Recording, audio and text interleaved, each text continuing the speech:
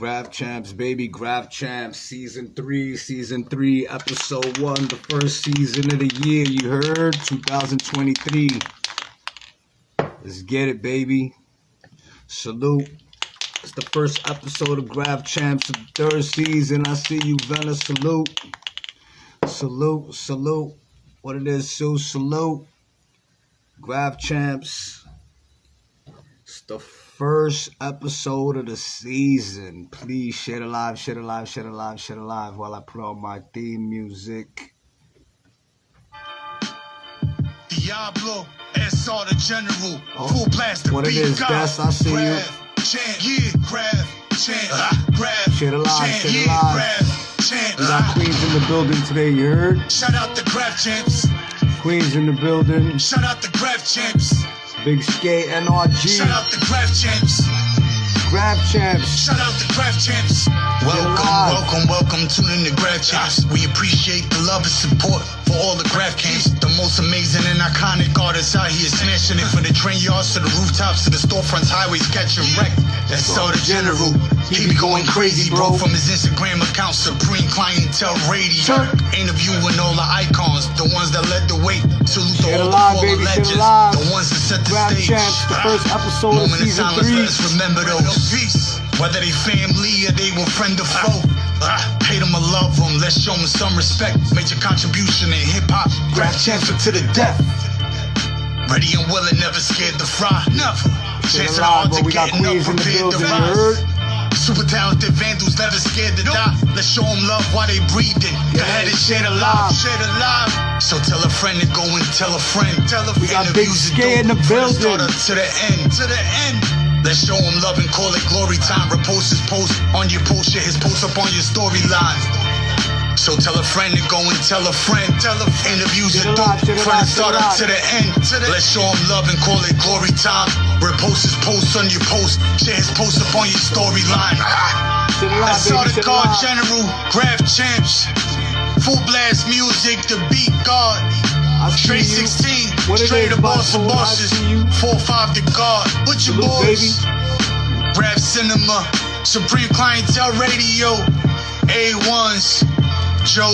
Alright, listen, man. This is the first episode of season 3 of Grab Champs, and a lot of I just got some quick announcements for y'all, right? So, Grab Champs from now on, when y'all see the episode on the live, right after the live, it's going straight to YouTube. I do the lives on Saturday. On Monday, it's going to be straight on YouTube. You know what I'm saying? Y'all niggas got to go to YouTube. It's, yo, I see you, Dreads, man. Salute, my brother. That's a Grab Champs alumni right there. Dreads, N.R.G, you heard? Yeah, so it's going to go straight to YouTube that same week. And 2 days later, after it comes out on the live, like you see today is the show. You're going to have tomorrow to see it if you missed it on the live. And boom, Monday is going on. Yo, what it is, Stu, I see you, bro. AOB in the building. I see you, Fed. Salute. You know what I mean? So I see you, 79th Power. I see you. Salute, baby. Salute. And shit, so it's going to go straight on the YouTube. Y'all niggas got to start going to the YouTube and subscribing to the YouTube, all right?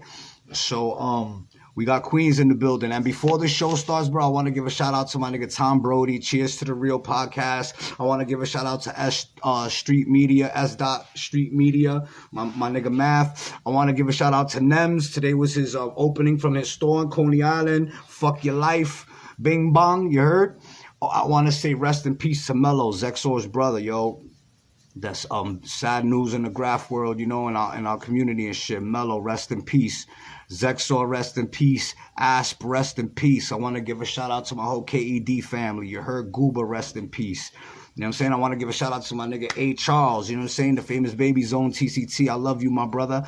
And Danny Cortez, of course, Bushwick native. Love all of y'all. My Straight 16 family, Xavier. I want to give a shout out to my nigga Show Rock too. He got to join out with Rick Ross, some new shit. Go check out my nigga Show Rocker. You heard? Salute, Neek. I see you, my brother.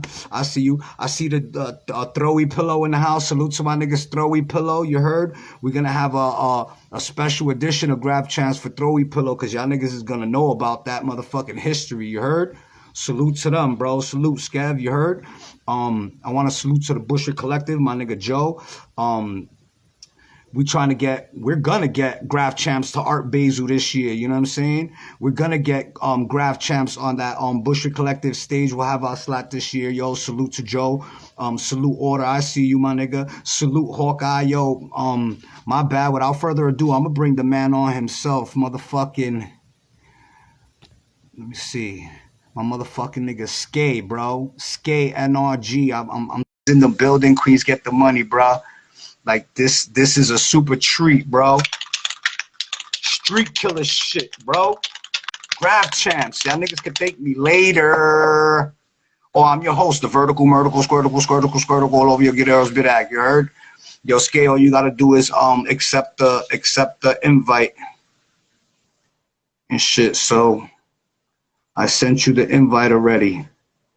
Yo, what it is, motherfucking Big Nice OCM in the building. Another Graph Champs alumni. Just a Graph Champ all around the board, boy. You know what I'm saying?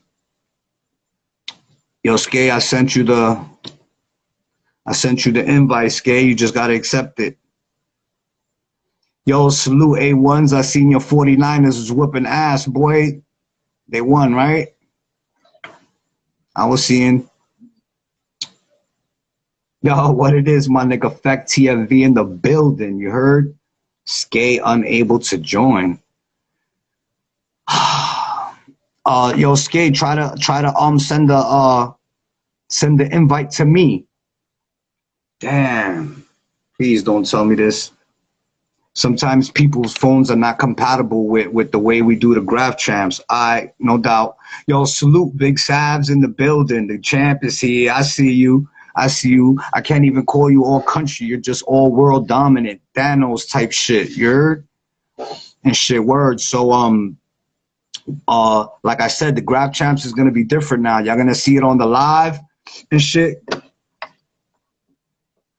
Yo, salute, bro. Salute to my nigga Kel, 5MH, man. Happy birthday. It's his motherfucking birthday bash this weekend. You heard? Yo, nice, so be easy and 40 deuce. You heard? Don't hurt nobody out there and shit. So this nigga yo, salute Dusk. I see you. Word. Yo, who the Niners play next? We waiting for SCAE and shit. He's just taking care of some technical difficulties real quick. You heard? Oh shit, what it is? Big Funka Belly, nigga. What's good, my guy? I'ma definitely holla. My Straight 16 family, salute. My motherfucking RGN family, salute. Word. We got that straight one-on-one tomorrow, right? Right, Fall? Yo, straight, that shit is tomorrow. That straight one-on-one, big deck in the house, salute. You heard? WGF, my nigga. That's what it is. They play the Chargers. Oh, they play the Cowboys on tap. Oh. I'm not even going to lie. I'm going for the fucking 49ers. If not the Giants. You know what I'm saying? Brooklyn in the building. What up? At 3 p.m. tomorrow. All right, that's what it is. I see you, Tabe. What it is. Big salute, my guy. Big Ches. What it is, bro. Thank all y'all niggas for tuning in, bro. We just waiting on SCAE real quick. He was taking care of some technical difficulties and shit. But he's coming right now. We waiting on you, SCAE. Yo, what it is? CS, salute, my brother.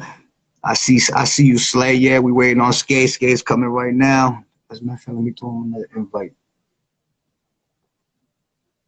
Boom. Boom. Yeah, man, it's the third season, the first show of the third season. Can you believe that shit, Tabe? That's crazy, my nigga. You're a first season alumni, my nigga. That's a fact.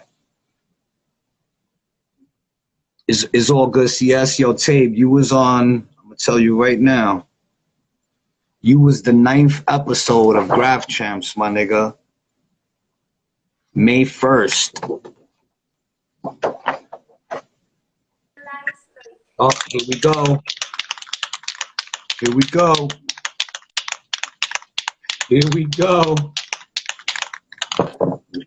Yo. Apologize for the delay. Nah, it's all G, my guy. I'm glad you made it, bro. Before anything, bro, I gotta give you the proper introduction, bro. Because a lot of people don't know who they are or how people look at them or what they mean to the scene until somebody tells them, because you know, you're not gonna know. So when I said that I got SCAE coming on the show, bro, people were literally jumping out their seats. Niggas was DMing me. Niggas was like, finally. Niggas was all happy, all around the board, crazy. The whole shit started jumping, bro. Like, niggas salute you for the work you put in, for the dedication and your longevity in the game. Coming back whenever you feel like it's a drop, like monstrous shit, back to back to back to back. We salute you for all of that, bro. And I'm talking about big SCAE N.R.G. Queens, get the money, stand the fuck up. SR, I gotta say, just hearing that, it's something that money could never buy. Those words out of your mouth make me feel living and breathing is such a blessing to hear that all that work that I've put in has never been forgotten. Because, you know, life will always get in the way. You have to know how to balance graffiti with your life. A lot of people don't understand. You cannot let graffiti control you. Graffiti is a motherfucking drug. Okay? Yeah. It's a drug, and we love drugs. That's fine. But you gotta know how to balance it. If you let graffiti own you, you're going to be king of nothing. Okay? You're going to just be a writer that's up and you got nothing going on in your life. You got to know to balance it. So when it's time for me to go to motherfucking war, I'm going to war. I'm putting in work. Okay? So I want you to know before I even start this interview, hearing that out of your mouth from such a legacy of a writer as yourself, it's not enough to say thank you, but thank you. Thank you for those kind words. It means so much more than you think. A lot of people think when we're not active that we're not watching, we're not paying attention. But actually, when I'm on the sidelines, that's when I'm really paying attention. That's when I really see and feel everything. When I'm painting, I'm more focused on me and what I'm doing, you know, which only makes sense to any game that you play. Because, you know, guys like you and I play many games, I'm sure. It's not the only game that I play. It's a game that I play pretty well, and it's a game that I've dedicated 30 plus years to, on and off. And it's different now. I don't do it now for me. I did it more before for me. I do it now for the culture. I do it for the new generation. Okay? I do it for graffiti.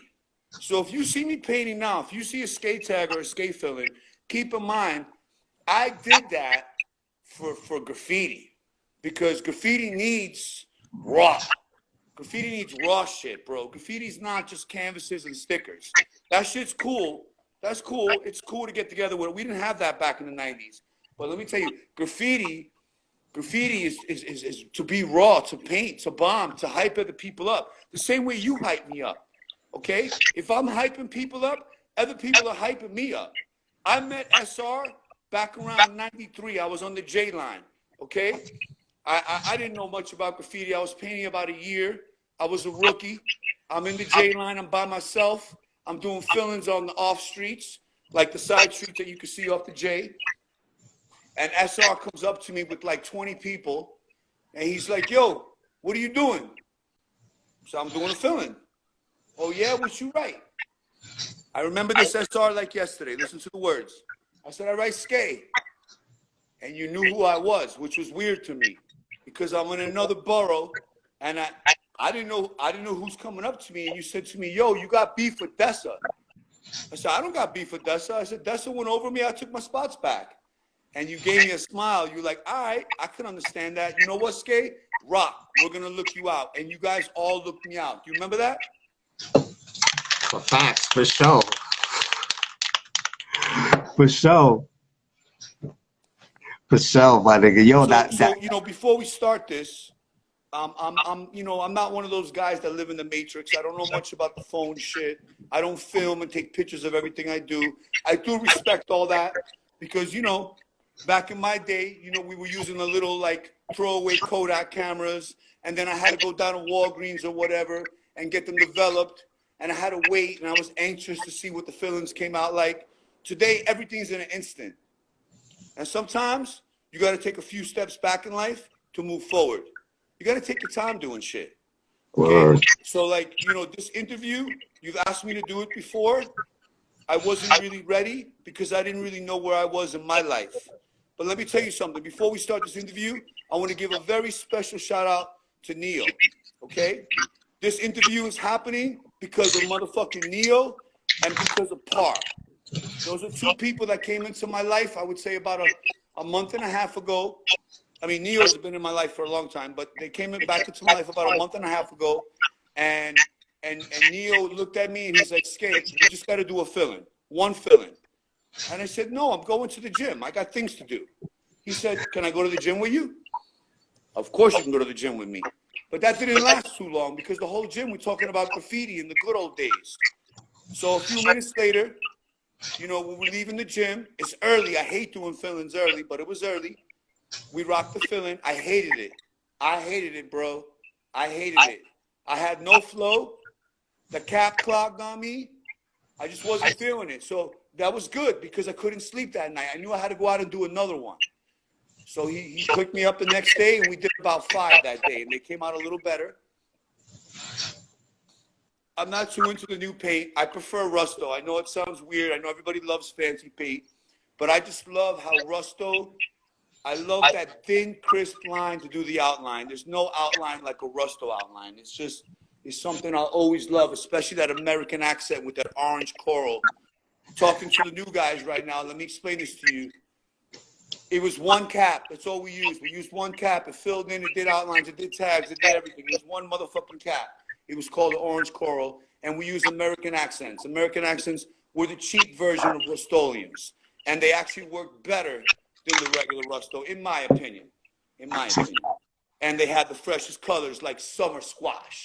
Come on, yes. Who doesn't like a VE throw up with a border or whatever you guys call it these days? Force field, I don't even know. I'm lost. But a fucking force field of summer squash on a silver fill-in with a flat black Rusto outline. It don't come no more crispy than that. Talk about motherfucking getting hyped. So anyway, back to my story. At the same time, Neo goes to me, oh, I'm going to disappear for 2 weeks. What do you mean you're going to disappear for 2 weeks? Oh, I got shit to do. I'm going to go paint somewhere in Korea or something, right? I'm like, so you just took the hat out of the bag. You got me feeling like a crackhead on the corner of fucking whatever. And now you telling me that you disappearing for 2 weeks. I'm like, okay, maybe that's God telling me that I shouldn't be painting again, because just for the record, I haven't painted for 8 years. I have not done any kind of fill-in, tag, sticker, anything for 8 years, unless it was on paper. So, I was really excited about going again. And then I get a mysterious message from Par out of nowhere. Now, Par is somebody that I was friends with around the time I met you, SR. I met him in the very beginning of this whole thing. And by the way, I started in 93, 92, late 92, early 93. So Par was starting just with me, and we're from the same neighborhood. So he sends me a message that he's going to be around and he'd like to link up. Check this out. You ready for this? I'm like, all right, let's link up. Then I start having second thoughts about it. I'm like, let's link up. I'm like, this guy's calling me after 30 years. I don't know this guy. So I start getting cold feet. I'm like, yo, can you prove to me that you really know me? And he's like, yeah, of course. And he starts mentioning Bonk. Bonk is a very good friend of mine to this day, 35 years later. But he's somebody that I painted with. Can you close the light, hon? Thanks. He's somebody that I painted with in the very beginning, and we're still friends to this day. So he gave me some detailed information about him, which, made me feel cool. So I went to go meet up with Par. Let me tell you this. When the guy rolls up, I'm thinking this guy's got to be old by now. I'm pushing 50. Like, this guy's going to be like some old dude with a cane or something, right? No, the guy looks like a fucking basketball star. He has the face of a baby, and he's just smiling. And forget about painting, because we talked for like 2 hours about the fucking ghost stories, you know, like the golden era stories. We're just going back and forth. But as good as the stories were, I'm ready to paint. I've been waiting. So I've been waiting 8 years. And it was Art Basel. So everybody's in Miami right now. This shit was crazy, bro. There was everybody doing like fill-ins, rooftops, streets, and then all that, you know, pretty stuff in Wynwood. So he goes to me, oh, I wanted to give you a gift. I'm like, what do you mean? He goes, here's a Christmas gift. And he hands me a bag of paint. And I had some paint. I didn't have much, but he handed me like this huge bag of paint, which I was honored that he gave it to me. But at the same time, I start getting cold feet. I'm like, I'm not trying to bomb like this. This guy's handing me like enough paint to be rocking from 10 o'clock at night till 6 in the morning. It was around 10. So I kind of looked at him like, hey, Park, you know I'm not on your level. You know, like, I don't know how to do this anymore. I'm rusty. It's been 8 years. And he looks at me, and he was like a doctor the way he talked to me. He said, yo, SCAE, you were fucking OG from Queens. You the Mac of this shit, bro. You don't need to get warmed up. He's like, let's go. So, you know, we go with some baby spots in the beginning, maybe the first or second one. But I'll tell you this, by the middle of the night, we're fucking rocking rooftops, rocking highways. We went to 6 in the morning. How do I explain that to my wife, who I've been with for years, who has no knowledge of any kind of graffiti, because I haven't done graffiti for 8 years. Coming home at 6 in the morning like I'm coming out of the strip club. You know, it's confusing to the normal, you know? Okay, so I don't even know where to start. Okay, so do I start from the beginning? No, so this is what I'm going to do. I just want to ask you from the beginning, what got you into graffiti? How did you get into graffiti from the beginning? I fucking love that question. I love that question because I was never supposed to do graffiti.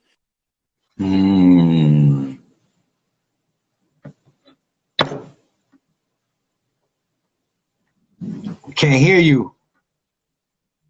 Can't hear you. I was sheltered. I went to private school. I never saw graffiti. My parents bought a house across the street from the TA7 projects. So those projects are in Woodside. Like there's graffiti. Hold on, what? Excuse me, what? Oh, they say they can hear you. Who can hear me? Oh, you guys can hear me? I can hear you now. Okay. Hold on, maybe I'm moving around too much. Give me a, I'm a very hyper person. That's why I push N.R.G. People always told me years and years before I started writing graffiti, like, yo, you got too much energy, bro. Yeah, I don't know how to fucking stop. To have this interview, I got to smoke like 5 blunts. Okay. Now, you can hear me? We're good? The phone's plugged in? Yeah. I'm in charge? Yeah. All right, cool. Forgive me. My phone's a little old. I like everything Nah, OG. cool. Everything's OG. Okay, so you know, I went to a sheltered private school, but the TA7 projects were across from my house. So my parents always told me never to go that direction. I was never allowed to go there, which made me want to go there. Make sense? So I'm so blessed to be living across the street from the TA7 projects because they had beef with the RIS crew, which is the best crew of all motherfucking graffiti time. And to watch RIS go against TMR, to go against TA7 was amazing because I'm like, you know, walking to school and I could still see the streets, not too much because, you know, I kind of went directly to school, but I could see that Ghost would come back the next day. And then MQ got involved. So I'm watching like all this MQ, TA7, RIS, and I started getting really curious, okay? But that's it. It was only curious, okay? I was a skater. I spent all my time skating. When you're a skater, you travel the 5 boroughs to skate. And I would go to the skate park in the Bronx. And every time I would go there, they would beat me up and take my skateboard and all that. But you know what? I would look at the graffiti off the train lines. And it was kind of like getting my attention. But look, that's not what got me into graffiti. What got me into graffiti was skateboarding. I stopped skateboarding around 90. And in 92, I ran into Yes, YESPOW. Okay? He is like Mr. Perfect. That guy goes to NYU. He's in perfect shape. He's a vegetarian. He doesn't curse. He's like a perfect person that does graffiti. It's very strange. But when I ran into him on the train, he told me that he didn't skate anymore. We used to skate together. And he was very disappointed that I didn't skate anymore. And he's like, what are you doing now? And I was like, basically fucking nothing, like 95% of this motherfucking world. I do nothing. I watch other people's lives on the fucking TV. That's what I was doing, right? I was doing nothing. I was whack. So he says to me that he's Yes. I don't believe him because I see those feelings everywhere. And he's laughing about it. And I asked if I could go with him one night. And he said, absolutely not. So a few weeks later, he calls me up. And he tells me that his partner that he was doing graffiti with is having a really bad drug problem. So he's not going to be able to do graffiti with him. So I said, could I go with you? And he's like, you don't even have a tag. And I was like, well, we can make one. He's like, what are you going to write? I write skate. I love to skate. We'll write skate. So I sat down on paper. And the best part was I never really had like a really toy phase because he gave me like throw ups on paper, and I just used tracing paper, and I would trace them and trace them and trace them. Anyway, to make a long story short, this guy helped me develop a throw up. I told him, he said, what do you want it to look like? I said, I don't want it to look like yours. It's too boring, no offense. As dope as it was, I'm like, I want something to look like a ghost throw up. Give me a wrist throw up. So that's what we did. You know, if you look at my S, if you look at my C, the A is a ghost H. The E, look at it carefully where it was developed, because Yes was even crazier than me about that crew. He was like obsessed with their throw-ups and shit. So, and then the S, the point, I stole from like, you know, Slash and VE and all those fresh FTR guys. That's where I got the point. So I did like a wrist throw-up with like a FTR like twist. Stolen. Yes, I stole the throw-up. Yes. I'm proud to admit it. Stole it from the greatest writers alive. That's fucking still rock the motherfucking legacy. So yeah, and everybody stole their throw up. So there's no reason for an ego or cockiness. Your style is developed. Listen to this. I'm going to say this well. Your style is developed from the writers you love. And I love almost all you motherfuckers. I do this because I love you guys, bro. When I see you up, I get so fucking excited. I'm like a kid in Disney World. You should see me when I go to New York on a family trip, and I'm out the window. My family looks at me like I have mental problems because I'm so excited when I see rooftops and shit. They don't know. They don't understand. Normal people don't understand this stuff. So that's how I started writing. Yes gave me the throw up. Like 3 weeks later, he tells me, oh, I'm moving to Croatia. I'm like, what? So now I'm writing graffiti. I don't know how to bomb with anybody else. He leaves me a list of phone numbers. Guess who the first phone number was? Who? Corn. Miss Mags. Cool. That's my experience, bro. The second fucking amazing person I painted with was Miss Mags. Nice. Hitting 7-line spots, all side streets. The first spot we're doing fillings, cops roll up. I'm ready to run. Mags is like, where you going? I'm out of here. Peace. Later. Gotta go. She's like, give me a second. Just give me 1 second. I know how to talk to them. Hey, boys. I could not believe what I'm seeing. She's just having a conversation with them. And of course, I stop, and she looks back at me. And with that, like, you know, that Dominican, like, loud, like, yo, SCAE, do your shit. Yes, ma'am. And I'm doing top to bottoms on side streets. I'm 17, 18 years old, pretty fucking nervous, but I did what I was taught to do. Yes told me, if you're going to do fillings, you do top to bottoms. You do them like the Risk crew. You do them like the TMR crew. You do big shit because nobody will forget big shit. And I didn't like doing them big because it's really hard to keep the style. The bigger you go, it's harder to flow. Wow, that was a rhyme. I should be the fucking next Future. The bigger you go, the harder it is to flow. So I didn't care. I did them super big. It was very hard to do them big. I had to put dots on the wall in the beginning, in my rookie days, to measure the fucking wall. I was doing top to bottoms with yes on stations, on clean stations. Why? People were like, why do you do that if it gets buffed the next morning? Because nobody knows who I am. I just started doing graffiti in 93. Everybody's already up. All the fresh dudes are already fucking up. Everybody that was dope was already up. Everybody. Dessa, Set, Slash, all RIS, all TMR, MQ, all DMS. Bro, all those guys were already up. So I was coming in. I'm the new guy. How do I get people to notice me? Fuck it. You know what? I'm going to do stations every day. Every single day I'm going to do stations. 65th station, I've done that. I won't even put a number. There's no reason. 52nd on the 7th, that was like a fucking walk in the park. You could do it at any time. Top to bottom fillings. Guess what? A million people are going to see you when they go to work.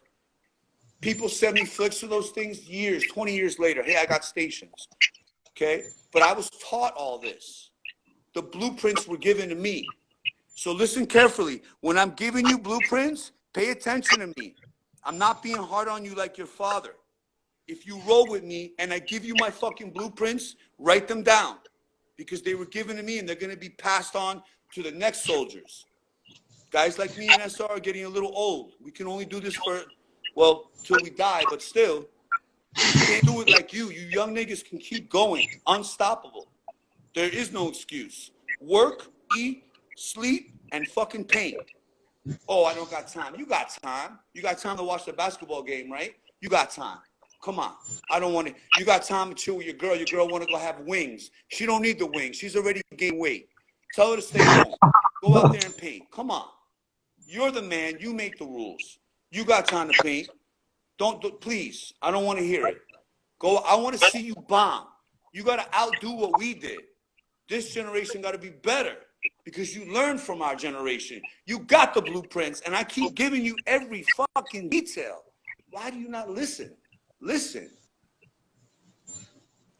Yeah, that's a Cops fact. don't From care about graffiti. They got real problems. So when they run into you or whatever word you want to use, speak with them with respect. They're just working. They're working. They're doing a job. Think about it. You think like the other side. I said it. Keep your friends close and your enemies closer. Enemies closer. Pay attention. Keep our enemies close. That's how you get away with villains. Be cool. They just working. Offer them the blunt. Offer them the blunt. Their job is stressful. They don't want to arrest you for graffiti. Yo, other cops are gonna laugh at them when they go to jail, when they get into the bookings. Oh, look at Mickey. Huh. Look at his fat ass. He locked up 2 kids for graffiti. Oh, look at the 2 grandpas he locked up. They ain't gonna bring no grandpas in. That's embarrassing. Okay, next question. so after Mags, how did you link up with Corn?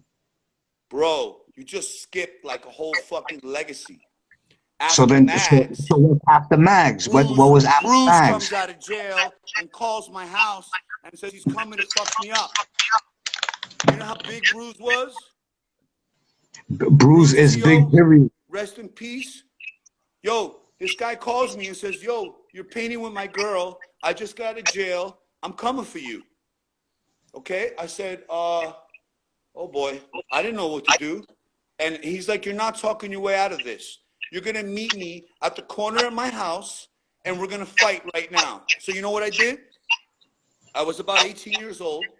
I put on my bag of roller coats. I had 20 black roller coats. I love those. They were $1.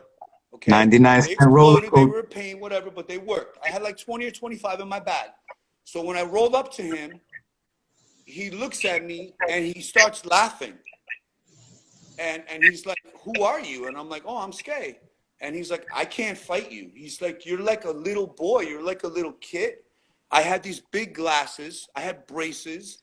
I had like a heavy metal t-shirt on. I had no style. Like I just looked like I don't know, like a, I don't want to offend anybody. I gotta be careful what I say. I forgot it's 2023. I'm going to make you all cry. So let me not say what I want to say, but I looked whack. And then he asked me what was in the bag. I said, oh, I have roller coats. I said, after you beat me up, I'm going to go do some rooftops.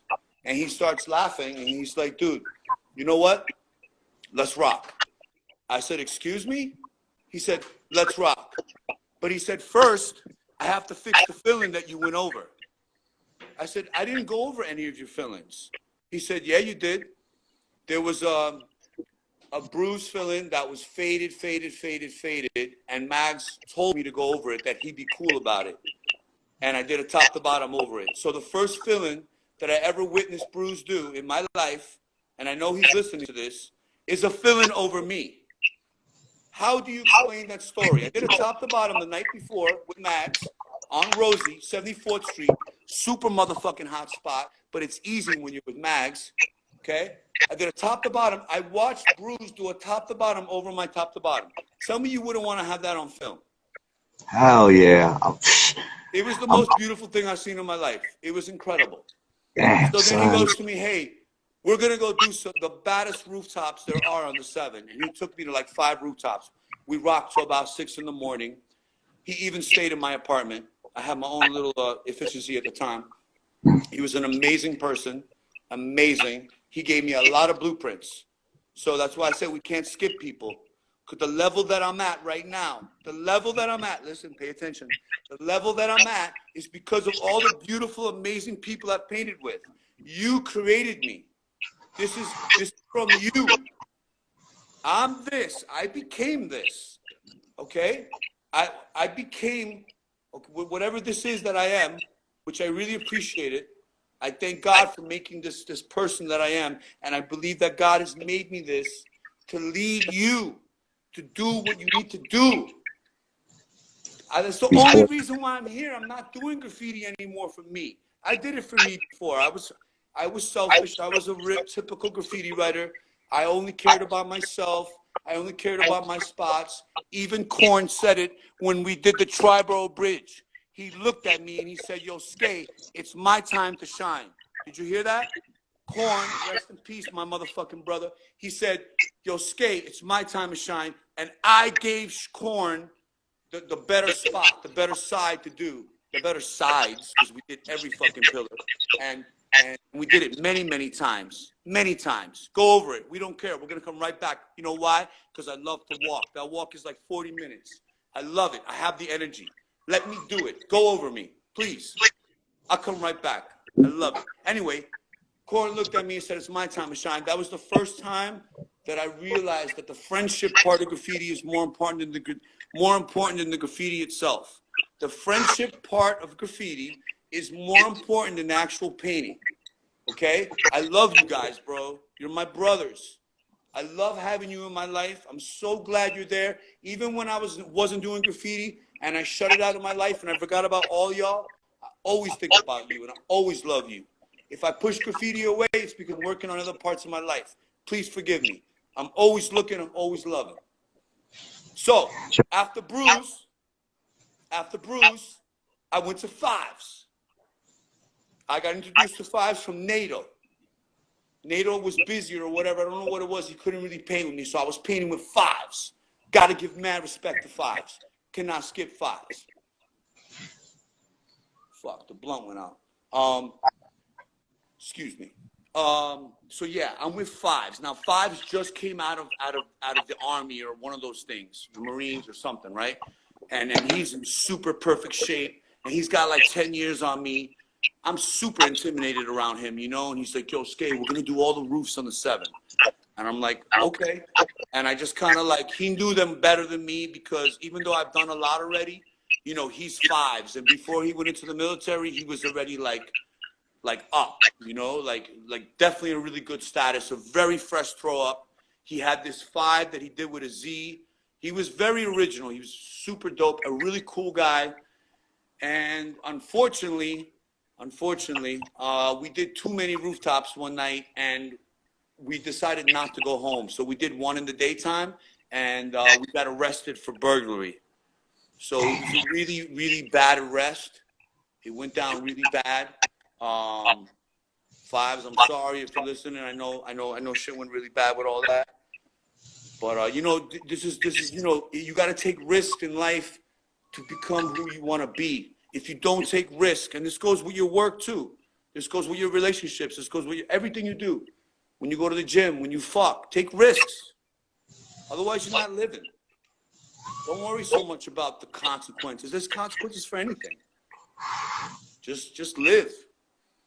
That's why I love graffiti, because I'm motherfucking free. I do whatever I want, whenever I want.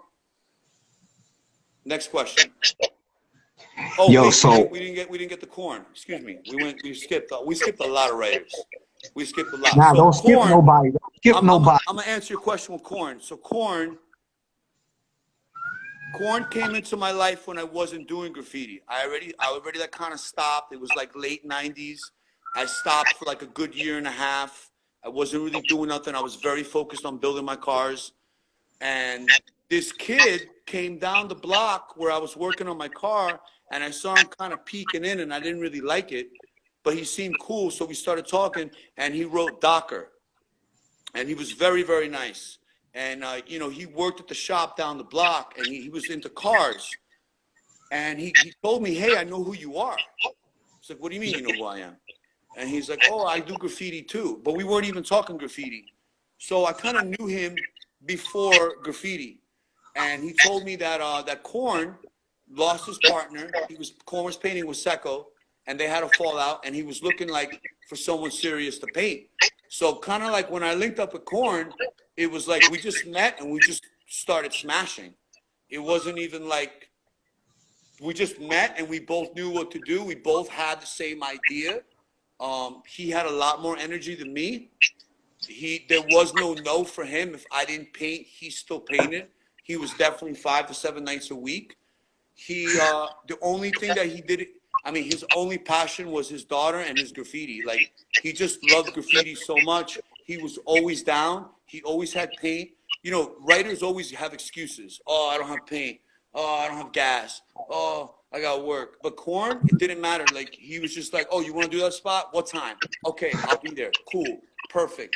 He was an amazing person. We ended up building a really big friendship out of the graffiti.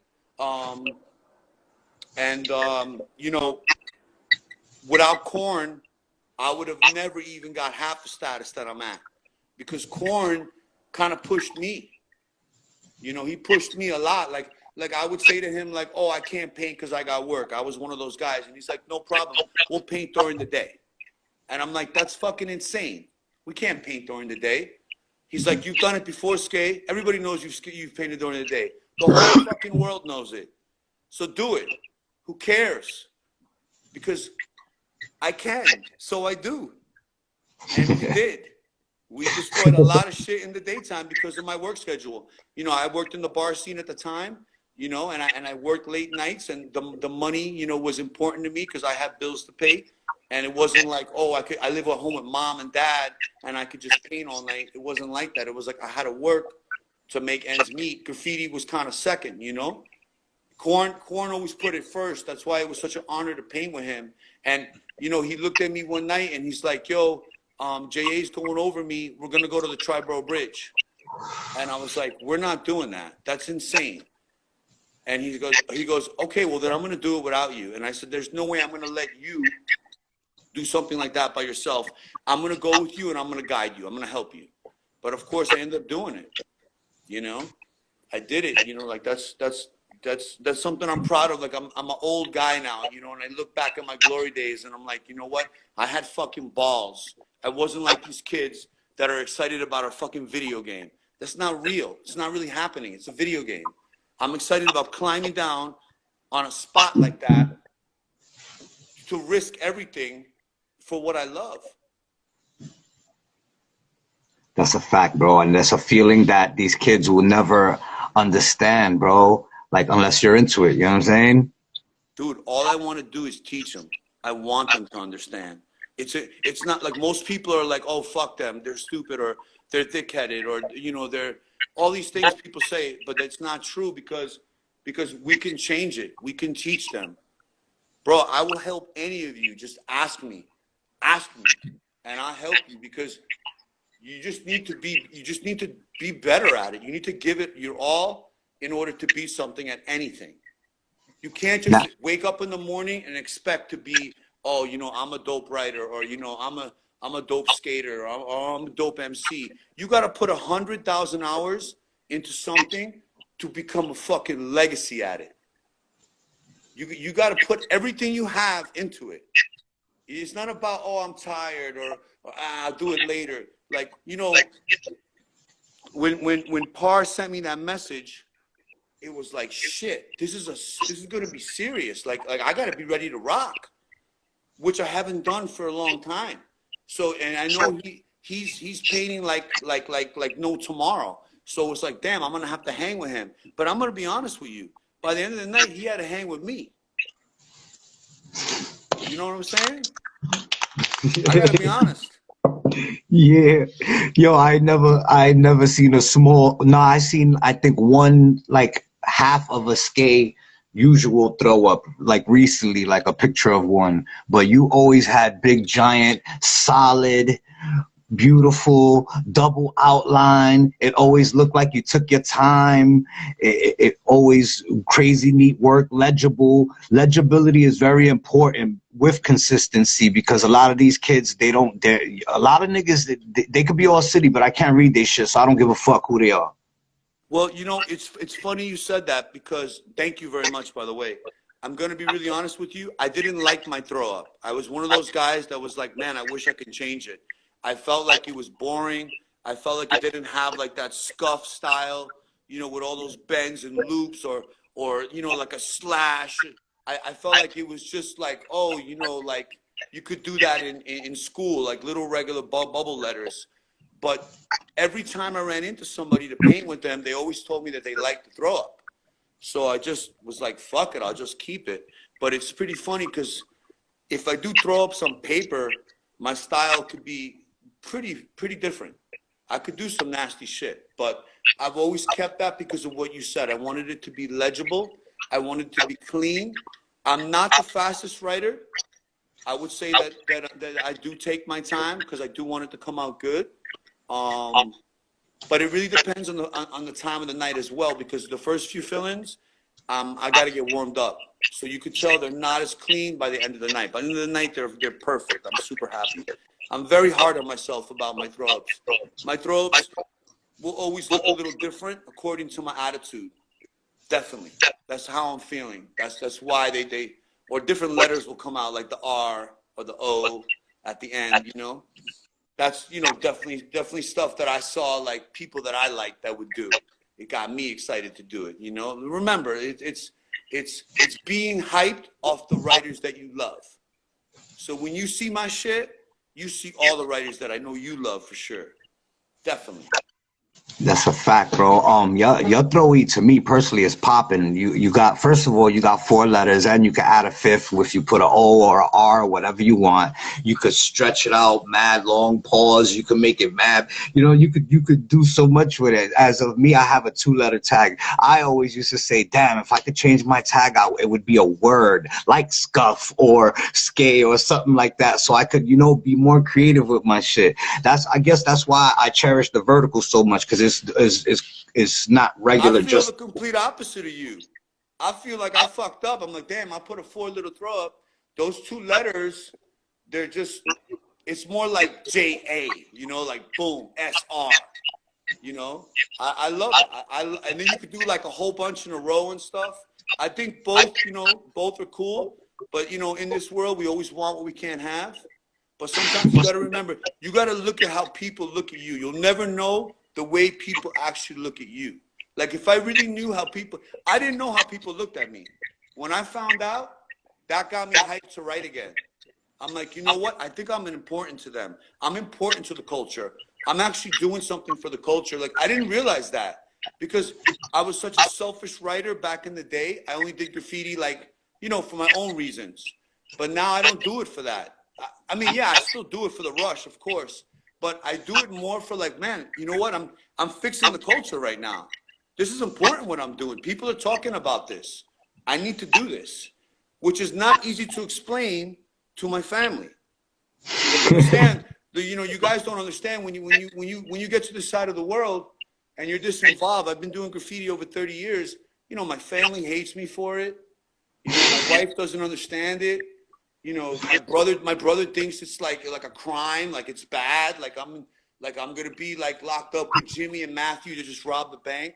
Like they don't, like, normal people will never understand it. So I'm gonna tell you the truth. Try to keep this away from your normal people that you work with and you chill with. That's the best advice I can give you. Like, just keep it as your own little fight club. That's what it is to me. It's fight club. Like, I do it when I need to do it. Unless there's paper around, I'll probably write all over it. But other than that, like, I hide it from work. I hide it from the people I work out with. They would never understand it. They would be like, oh, so you're like one of those guys that like do murals? No, that's not what I do. No, it's not that. How do I explain it?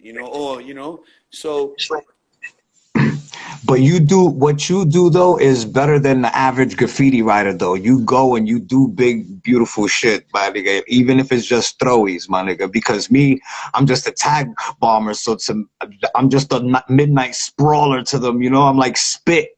You know, I'm looked like even worse. You know what I'm saying? Like, what the fuck? You're not even doing something nice. You're just doing a fucking your name. You know, I saw. You know, it's even worse.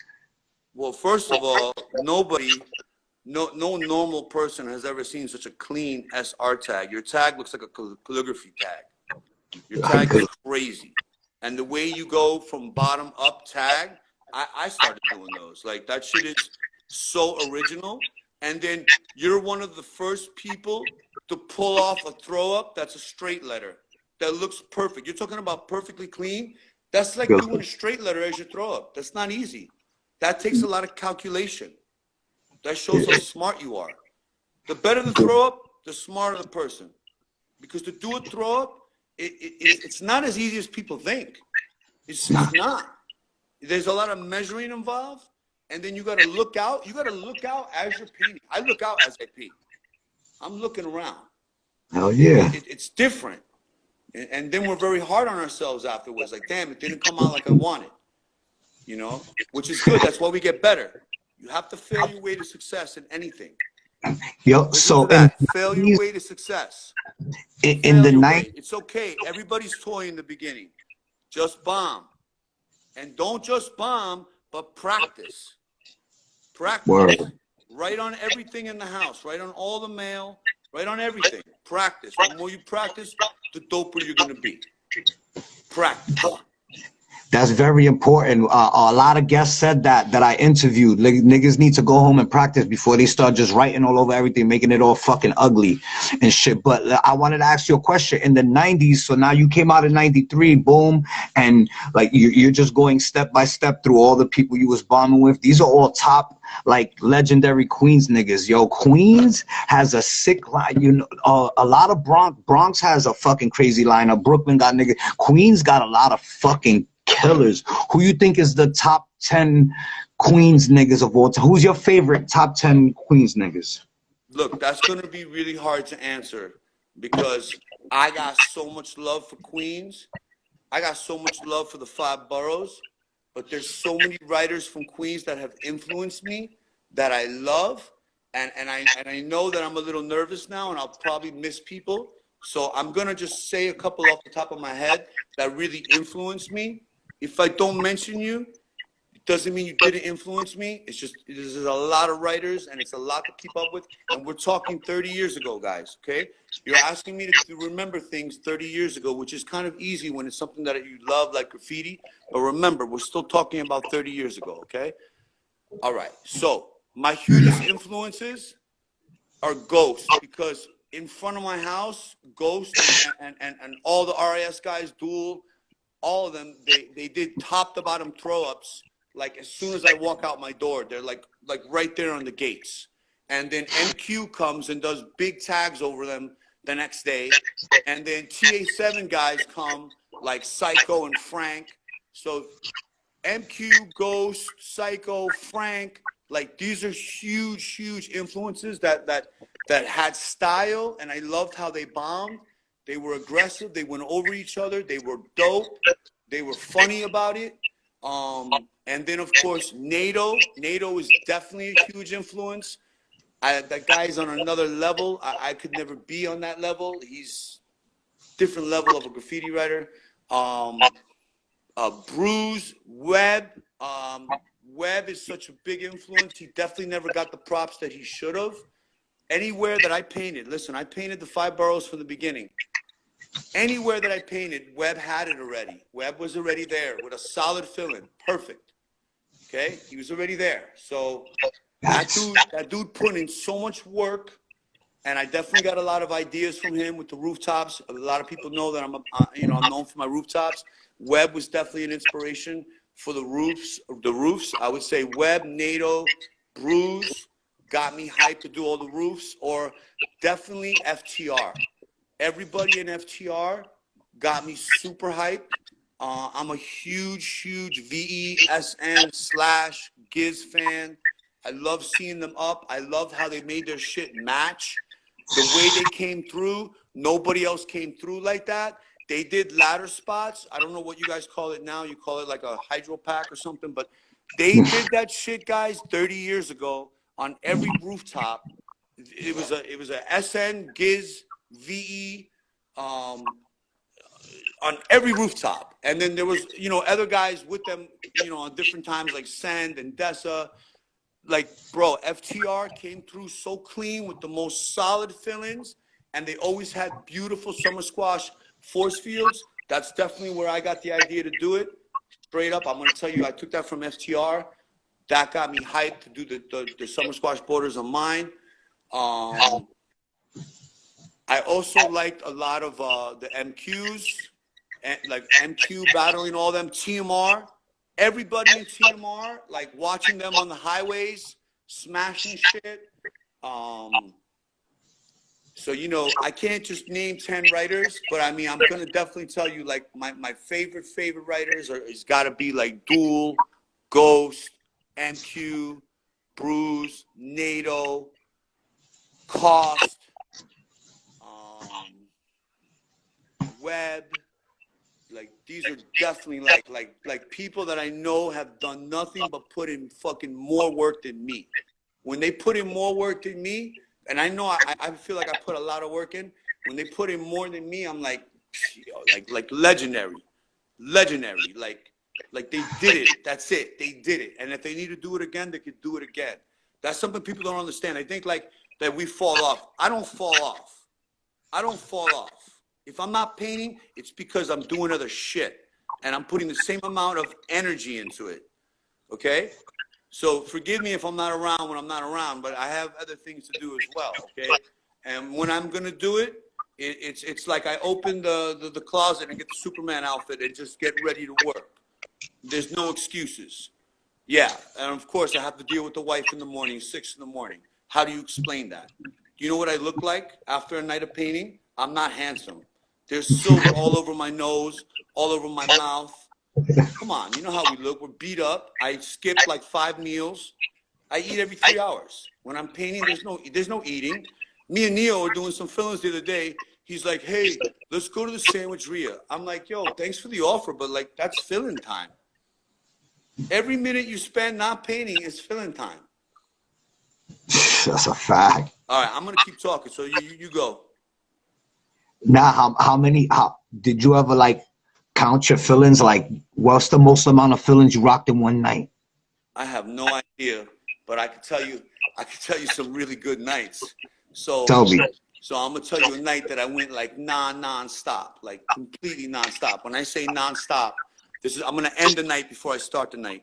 When the night was over, Neo was on the floor sleeping while I did my last fill-in, because I knew the flight, I had to catch the flight in like 30 minutes. And I'm like, I'm gonna do fill-ins until the very last minute, until I gotta throw the suitcase in the car and get to the airport.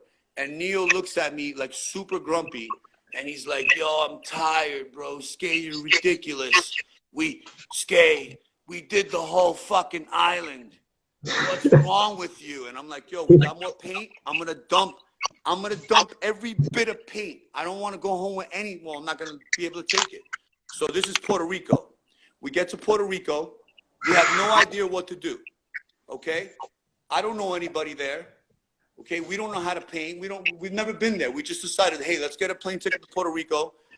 But I did know one thing when I got there. I knew that I could get silvers for $1 at Home Depot, only in Puerto Rico. I knew this before I took the trip. It was thus the reason why I chose the trip. So I bought 500 silvers while Neo rolled out 500 silvers. So we had 1,000 silvers, my G. That's how the story starts, okay? Neo rolled out with 500. I paid for 500, okay? We put it in the car, and then we're like, okay, well, I guess we'll start our first fill-in. But it's broad daylight, and there's a lot of cars out. And as soon as I start doing the S50 rolls, and he gives me a thumbs up. He gave me a thumbs up and his smile. Okay, you know what happened on the second fill-in? These 3 big dudes start walking up toward me. I'm like, fuck. And, you know, I'm doing fill-ins in their hood. This is super hood, this part of Puerto Rico, right? Super hood. It's broad daylight. I got these 3 brolic niggas walking up to me, and they're like, yo, I got some mamajuana for you. I don't know what mamajuana is. And I don't even drink. He gives me that shit. Bro, I don't drink, by the way, at all. But at the time, I took the shot because I was scared. And when I took the shot, I got fucked up. I couldn't do the outline. So I did this big top-to-bottom scale, silver, which took forever to fill in because we didn't have the caps at that moment for some reason. So I'm filling that shit in with skinny caps, super 90s style. And, you know, my arm is tired. And then he gives me this shot, and I'm just like, super nice. But anyway, after that wore off, I did not stop. We did not stop. Guess how many days we were there for? We were there for 3 days. It was 3 days of not sleeping. We painted day and night. I do not know how many fill-ins we did, but I know we did the entire island. I know people got annoyed. I know it looked like we lived there. We definitely made it look like we lived there. It was just silver and black fill-ins everywhere. We kept it very simple. Silver and black, highways, streets, everything, nonstop. And we did it for 3 days. When we got back home, we found out that we got ragged. You know what we did after that? Went back. You better believe it. That's Neo, man. He's crazy. That guy's nuts. Oh, world boy. I wouldn't be half the person I am without Neo. Yo, always got a plan. Yo, Neo is like the person that always gets me to paint again. Like I already told him 8 years ago, like I'm done. I did it. I gave it my life already. Now I have other things in my life I got to do. I got to worry about my family, other responsibilities. I got to worry more about what God wants me to do. But somehow he still gets me to paint. I don't know what he does, what he says. He gets me to do it. He gets me to do it. He tricks me into it. He's like, yo, let's go for a sandwich. And then the sandwich turns into a fill-in. Yo, I got some really fire weed, SCAE. I'm just going to come over and smoke. I'm like, okay, I'm thinking he's going to come to the crib and we're just going to smoke. No, he comes in, the paint is rattling. He's like, yo, let's go do one spot. So, you know, and there's no such thing as one spot with guys like us, SR. Nope. Once I do one, that's it. He got me warmed up. The engine started. The oil's flowing, you know, and now I want to do it. And now it's all I can think about. So after the Korn era, rest in peace Korn, because I remember I took a step back from graffiti for like 7 years, bro, for like six almost 7 years, you know what I'm saying? And I remember when you came back. Yeah, and when at that time I'm driving through the hood, I'm driving everywhere, and then I just see fucking top to bottom SCAEs and RDs in spots that were so hot, even in hoods that the corners were so hot, I never fucking had balls to hit them. You know what I'm saying? Like, how the fuck I'm gonna get away with it? And then I come and y'all niggas got top to bottoms, fucking yo, crazy. How did that even start happening? I feel, and I really truly believe this, okay, I'm a very spiritual man. I feel God has put all these amazing writers, amazing people in my life, one step at a time, to make who I am, okay?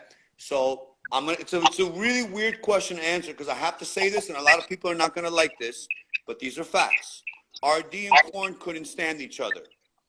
So I had to rotate them like having a fucking side girl or 2 girlfriends. It was very hard. I had to paint with both of them but they both didn't like each other.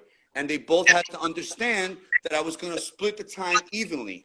So for me, I got the better outcome of it because I'm painting with two legends at the same time.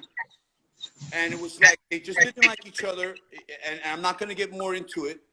I don't even remember why they didn't like each other, which is just weird to me. But for some reason, they just didn't get along. I don't want to say they didn't like each other because it wasn't beef. They just didn't have the same views, I guess. And you know, the energy got weird. We weren't able to do a trio, which would have been dope because, like I'm saying, and I'm giving facts, I painted with these guys at the same exact time, which was amazing because I got two people that I'm basically following. Think about it, like you know, like it's pretty much RD's plan or Korn's plan, you know. Like RD, when I linked up with RD, it was because he wanted to beat me up. So it was a really weird thing. Like I wasn't doing graffiti.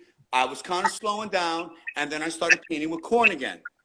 So I started getting up a little bit, but I wasn't really making that much noise. But we were doing things here and there. We started off a little slow. And then I was coming out of work. I worked in the city. I stopped at this bar that a couple of graffiti writers chill at. And I went to go meet up with Poke, Rip. And when I went to meet up with Poke, because he came by my job or something, and I was like, yo, wait for me at that bar. I'll come link up with you when I get out of work. I don't like mixing like friends with my work. So when I went to the bar, RD asked me to go outside. And I knew it was RD, but I never met him before. And he goes, he told me that he's going to fuck me up. And I'm like, well, this is a big, you know, pretty big guy and a lot older than me. I'm like, well, what's up? And he's like, oh, you know, you're hanging out with my girlfriend. And I'm like, I'm not hanging out with you. No, not that I was hanging out with his girlfriend. I think it was like, yeah, I was hanging out with his girlfriend or something. But there was this club called Sound Factory. I'm sure you OGs remember it. And I was always at Factory. And the girlfriend was friends with Yes, the original guy that I painted with. So I knew her from that era. And yeah, you know, like I chill with her in the clubs, but she was like one of those girls that you just chill with. That's it. There was nothing more, nothing. So I tried telling him that, but he was already gonna knock me out. He was like jumping around and like about to swing. And when I kind of like jumped out of the way, he heard the cans in my bag. And he said, you got paint on you? He's in the middle of about to kick my ass. And he goes to me, he pauses like in the movies. And he's like, yo, you got paint in the bag? I'm like, of course I got paint in the bag. And he's like, yo, let's go catch some tags. I'm like, okay. So instead of getting my ass kicked, I get to go fucking paint with another legend. And we start catching tags. This is like in like, I don't know, somewhere in the village. And we start catching tags. I had like maybe 2 white kills on me. As soon as that was done, I thought the night was over. And he said to me, do you have more paint? I said, yeah, at my house, but I live in, you know, I lived in Jamaica at the time. So he's like, let's go to Jamaica and get the paint. And I'm like, wow, this is weird. All right, cool. So, you know, we get on the train together. Anyway, make a long story short, he wanted to do more tags. And I told him, look, dude, we got to do fill-ins. He didn't really do a lot of fill-ins at the time. He was more like doing fill-ins on the trains back in those days. And he did like more cutty spots with big top to bottoms. I was like, yo, RD, the way you're doing these fill-ins in the street, we got to do, the way you're doing tags in the street, excuse me, we got to do fill-ins like that. And he's like, really? And I'm like, yeah, like, let's just do fill-ins everywhere. Because, you know, I never really tagged like RD. I always wanted to be like a tagger like that. I always like love to see like Bester and Cost, you know, 2 Rage, you know, people with fresh, big, black Kes 5 RIP, like those beautiful Kes 5 tags. Like, I always wanted to be that writer, you know, and I never really, I do it now. Now I do like tags like that, but during my era, I never really did that. So I really admire people that just were able to pull that off. Like, for me to remember their legacy through their tags, you know, I think that's super fresh. But anyway, I told RD, now you got to push it to the fill-ins. And we just started going crazy. That guy worked a lot like me. So he had a really crazy schedule. I pretty much had to follow his schedule. He had to follow mine. And we did graffiti like it was work. It was like, I'm not going to say the days or the times, but it was basically like we did it 4 nights a week, you know, religiously for almost 2 years, 3 years. The same with corn, but I had those guys split up, and we did it for years. Like I love both of them.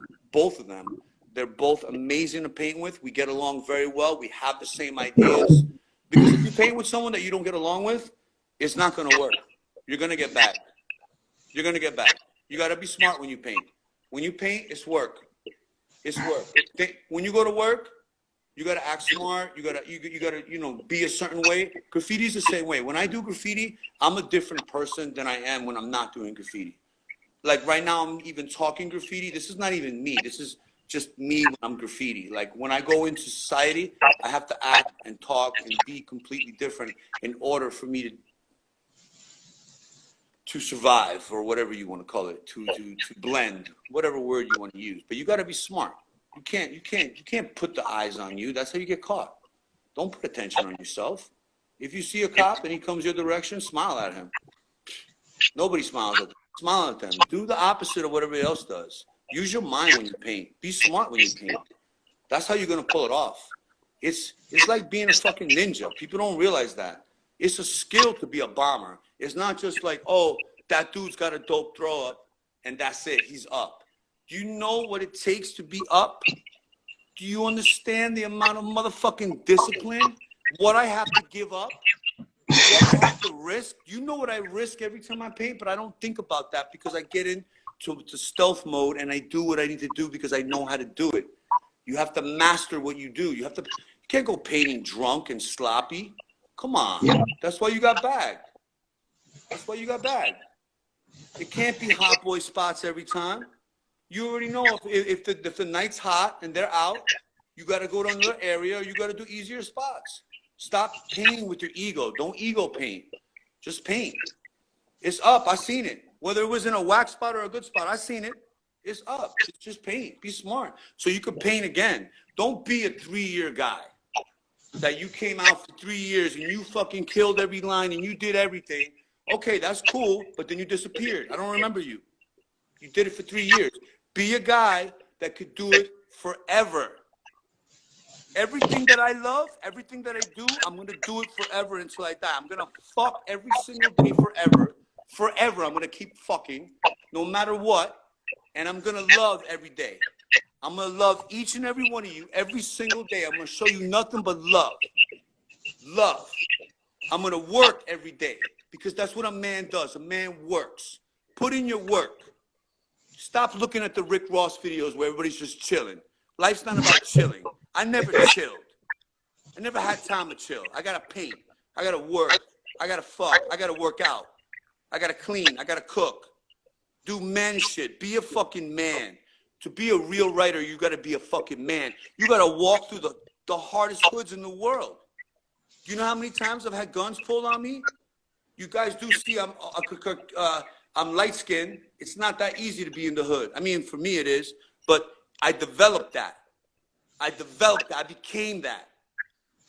It's not so easy. It's not, when you see that feeling, you got to see the motherfucking story behind the feeling, because there's a huge story. And that's what makes it so dope. Every feeling that I do, or every feeling that I did, I can tell you the story behind it. Show me any feeling. Put a feeling up right now, and I'll give you a whole day behind that feeling. But yeah, the most feelings I did in my life was probably Puerto Rico at one time. It was completely nonstop until Neo passed out on the floor, laying there in the hot sun while I did my last silver top to bottom. And you made your flight? Story. He'll get mad at me for saying that, but it's funny.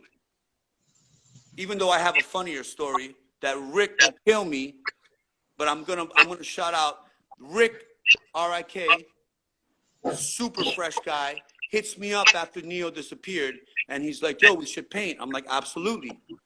But the thing is, I have a really busy work schedule, especially around the Art Basel shit. So I met up with Rick. Rick just got off the airplane. He has to pee. And he's like, yo, where's your car? I'm like, I'm not driving in traffic. He's like, you're not driving in traffic? Now, you got to remember, during Art Basel, you got, like, people from all over the world in this little city. Okay, so you got to understand the traffic is a parking lot. I'm not driving in that shit. I don't got patience for that. So I have, you know, a moped. And I took Rick to the worst hood in Miami, and we did fill-ins on the moped. Yeah, came off. Rick is like super tall guy on the back of my moped. That's how much heart that I had that I wanted to paint with him. Because I'm like, look, I'm not going to drive. You didn't get the rental yet. This is the only night I can paint with you because of my schedule. This is how we're going to, and we did. We rocked some films. Yeah, we did. So, you know, that's about not making excuses. If you want to paint, whether you got to walk, run, whatever. All the shit that I did and all the stuff you're talking about in all my career, I never painted in a car. I didn't start painting in a car until like probably 98. With Corn and RD, I painted with a car. Everything before that was on foot and train. I would say, yeah, Corn and RD, I started using the car a little bit. We had to. We were just doing massive shit. It makes no sense to get on the train, go all the way to the Bronx, and do two top to bottoms, and I have no more paint because I can't carry it. It got to the point where you just kind of had a car bomb. But like everything before that, yeah, it was on foot, train. Yo, but when you was in Puerto Rico with Neo, y'all deaded all the 1,000 cans Everything was gone. in 3 fucking days. But we did so many fill-ins. That's fucking bananas. And this is the year, I would say, like maybe the year after Instagram just came out. Like people weren't painting because of I'm gonna paint for Instagram. People just painted to paint. So, you know, a lot of that stuff that we didn't take pictures, we didn't film it. You know, we did film some of it, we did take pictures of some of it, and we did post some of it, but it wasn't like now where like people live through this Instagram world, like they make it their life. It was kind of different back then. So I know a lot of people didn't get to see those flicks. So I'm gonna just tell you, like, it was pretty dope. They were super solid silver, black and silver fill-ins. And we just did them everywhere. We did them really big. And like I said, people got annoyed. For me, I'm different. You come to my hood, you do it top to bottom, I'm gonna take a picture of it, I'm gonna put it on my wall, I'm gonna blow kisses at it, I'm gonna show love. But I don't know, like some people, they get like, why did you go so big? You didn't save no room for anybody else. Like they're so like ladies about it. Like, look, when we bomb, okay, please, well, I don't want to hurt no one's feelings. When I do a fill-in, I do the fill-in big because I like doing big ones. Okay, it's not because I want to take the whole wall or I want to whatever. It's because that's how I paint. I paint aggressive. I paint hard. I want you to know that I want to own that spot. Powerhouses. We got to talk about the powerhouses. You got to do the whole powerhouse. Yep, like Ghost, that Q shit, back and forth war on the powerhouse. That shit was so legendary, bro. Yo, I'm a Brooklyn nigga, you already know, but I think, you know, just me personally, my 3 favorite writers off top is like Easy Jaws and Ghost. Ghost is one of God. So how could I have not mentioned those two? See what I'm saying? Exactly. You know what I'm saying? So I've been seeing Easy Jaws tags 10, 15 years before I even thought about graffiti. I have a lot of family in Brooklyn, so I was always seeing those tags, and that was somebody not even involved in graffiti. Those guys knew how to do tags. They knew how to bomb. They knew how to get up. Like, who gave them the blueprints? When I look at guys like that, I wonder, who gave them their blueprints? How did they do that? How did they know to go all city with just tags like that, with big black? Nobody else did it at the time. I always look at people and I'm like, who, that's why, so I tell you, my blueprints, I tell you who handed them to me. They showed me that love and I love them for it. And I actually feel like almost every writer I've painted with, I've learned from. Even though there's a lot of writers I painted with that I'll never paint with again because I don't like the way they paint. They shouldn't take that personal. I still love them. They just paint a little too wild for me. You know, I have a certain style, the way that I paint very relaxed, super relaxed, and very carefully. And I think about things before I do it. I don't just run up to the wall and do it. There's a plan. That's how I go big. There's a plan. There's a way, there's a method to doing it. And then that goes with anything else in life. You know, you got to just follow the blueprints, and then it becomes automatic. That's the word I'm looking for. Automatic. It's automatic. It's something, I don't even look at the wall anymore at this point. I already know what's going to happen, and that's it. It's more important is who I'm painting with. Right now, it's more about that. Like the little time that I spend painting with Neo and the little time I spend painting with Par, like, those are moments I'll cherish forever because they just know how to have a good time when they paint. And that's important. You got to enjoy it. I enjoy every second of it. I love everything involved with it. You know what I'm saying? It's not just the filling. It's you know, the meetup, the blunt, the conversation. You know, and then when you talk about your regular life, because, you know, we all have regular lives too. You never know who you're painting with. You could be painting with a doctor. Like, we're all like, just, you know, we're different. This is something that we do. This is my motherfucking Fight Club. There is nothing else in the world that I love more other than God or my wife or my family. But it's my greatest love. I've never loved anything else so much. I love it. I love every part of it. You gotta do nothing but, like, there's so much hatred in graffiti. Like, there's so much haterade, and for me, I don't understand that. Like, when I see something beautiful, I'm like, that's dope. Wow, that kid got style. Or wow, that kid is killing it. Like this guy Siga. I just started writing with Siga a little bit. This guy is definitely going to be the next Ghost. His style is so unique. It's so different. It's so 90s bubbly. It's got the stars. It's got like the weird things in it. It looks like he's dusted when he does it. They're fucking fresh. Yeah, I seen him up with Order. I think he's bombing with Order. Those guys are killing it right now. Those guys are painting 24/7. Do not sleep on either one of them. Those guys are not playing. I can't hang with those guys. No way. No way. They make me tired. There's no way. No way. Who you think got the best? Give me your favorite throw ups. Who got your favorite throw ups? Cost. Ooh. Okay, the CO. A lot of people sleep on that CO. Okay, that CO is so fucking perfect, so fresh. Yeah, them shits on trains, nigga. Ghost, of course. Ghost is my number one. I love the GH. I love how he touches it. I love how he changes it. It's like a fucking weapon, that throw up. MQ. I love MQ's throw up.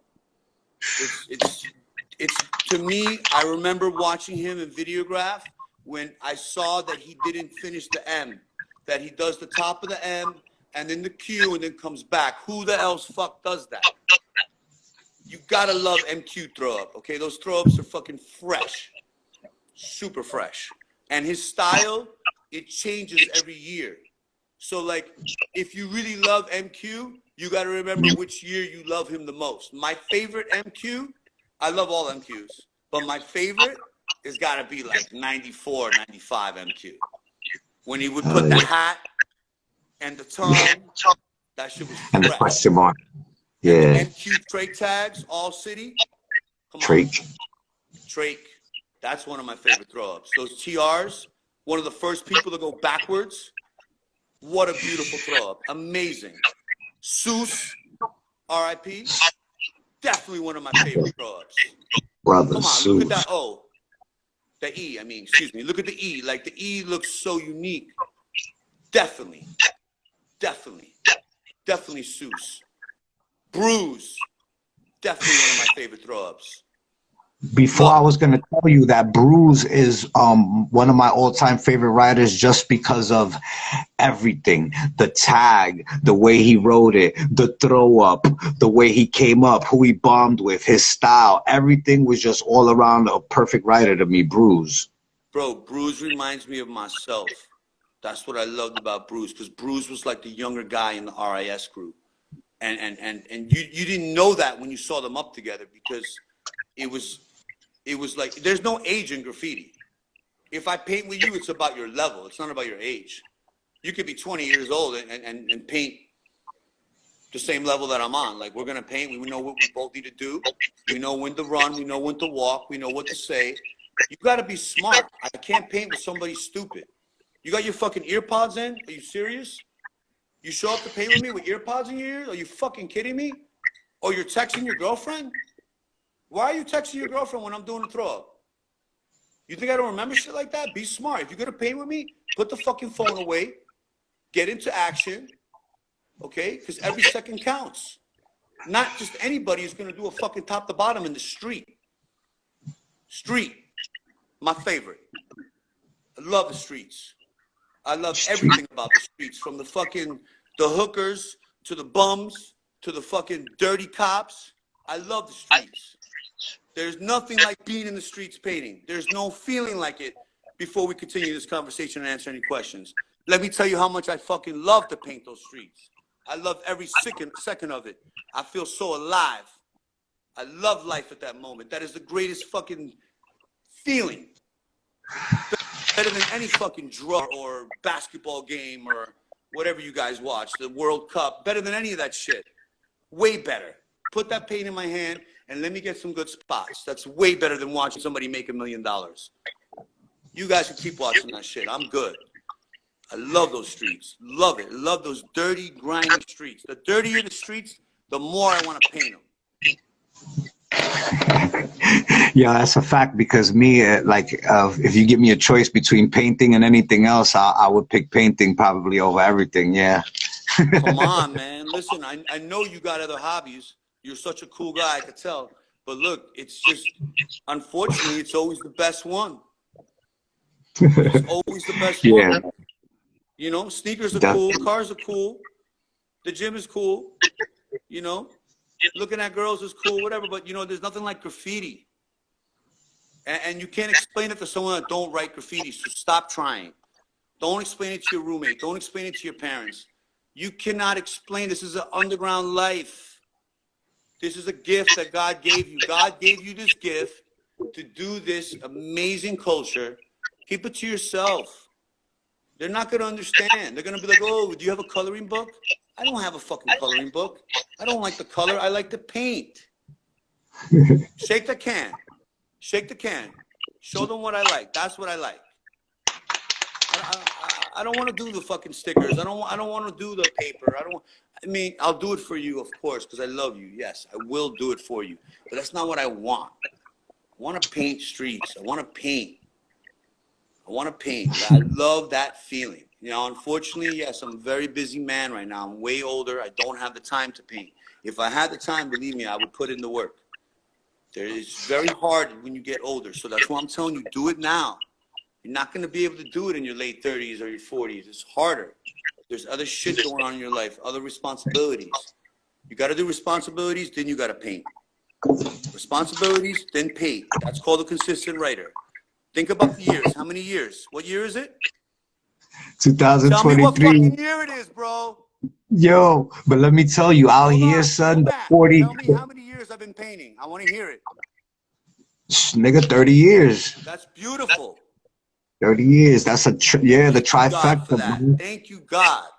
That's fucking dope.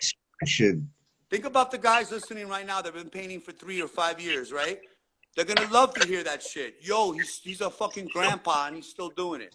And he's still handsome. Look how handsome we are, bro. Come on, man. 50's the new 20. Look at us. We're handsome, bro. You know why we're handsome? Let me tell you why we're handsome. Because we do graffiti. We live a free life. We don't get stressed. I don't get stressed. I get solutions. And if I am stressed, I paint. And then I'm better the next day. It's medicine. I tell my wife all the time, it's medicine. Let me do it.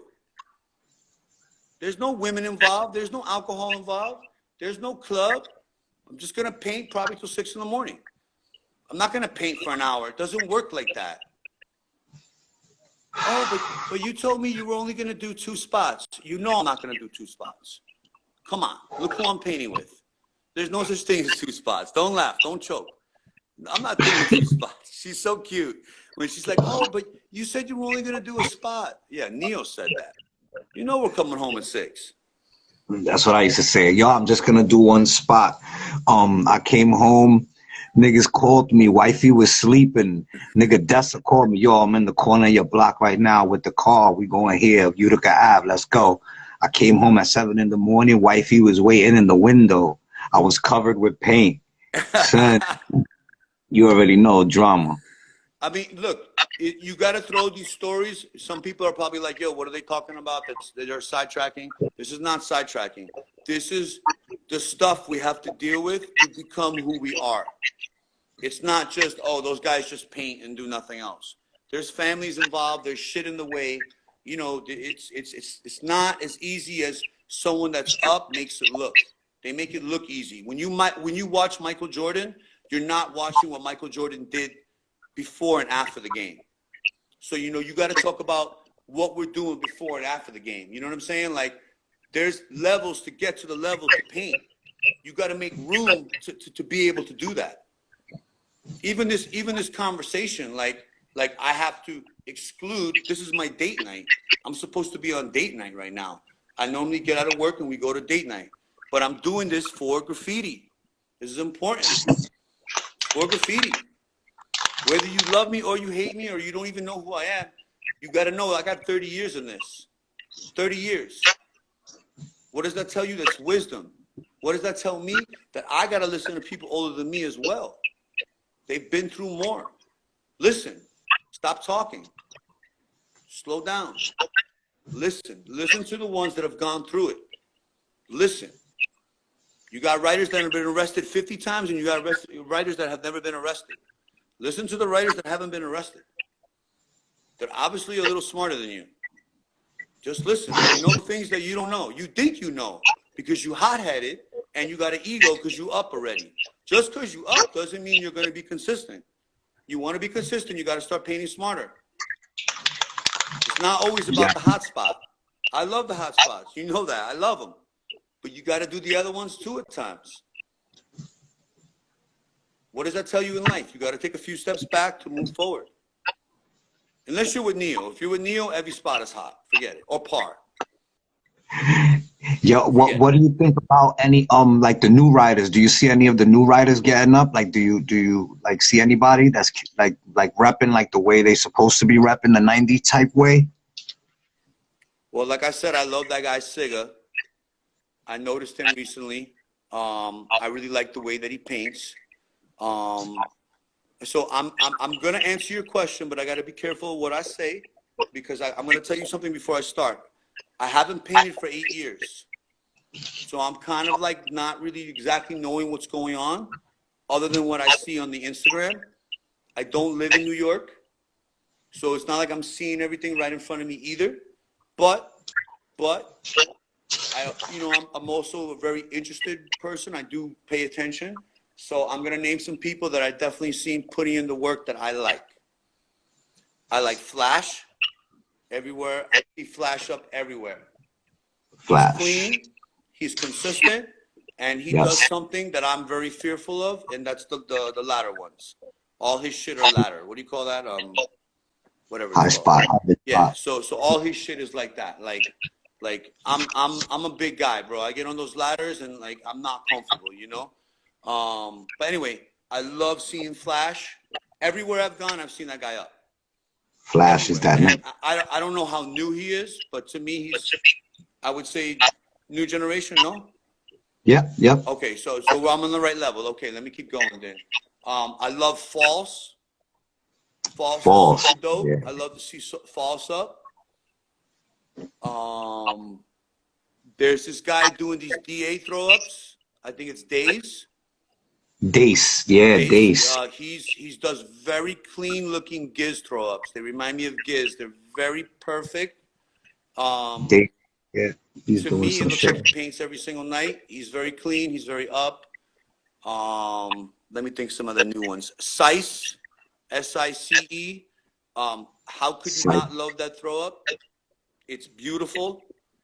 I see him putting in work. Sice, yep. Bills. I'm trying to name newer people, not people just putting in work right now. Okay, so let me think here for a sec. Or if you want, you could name a few, and I'll give you my opinion. Yeah, there's Anso. Anso, thank you for mentioning that one. I've never seen somebody paint so much in my life. I don't know how anybody does that. I don't even know. That's a different level. That's. I can't even put that guy's name in my mouth. Like that guy is up everywhere with hard spots, high spots, and everywhere I've gone, including in my elevator, he caught a tag, which was very strange. But everywhere I've gone, I've seen a fucking Enzo tag. The guy's up and he's fresh. The throw up looks like an alien throw up, like it's another world. So Yup. there's your answer on that one. Next. Of course, CO and Panic.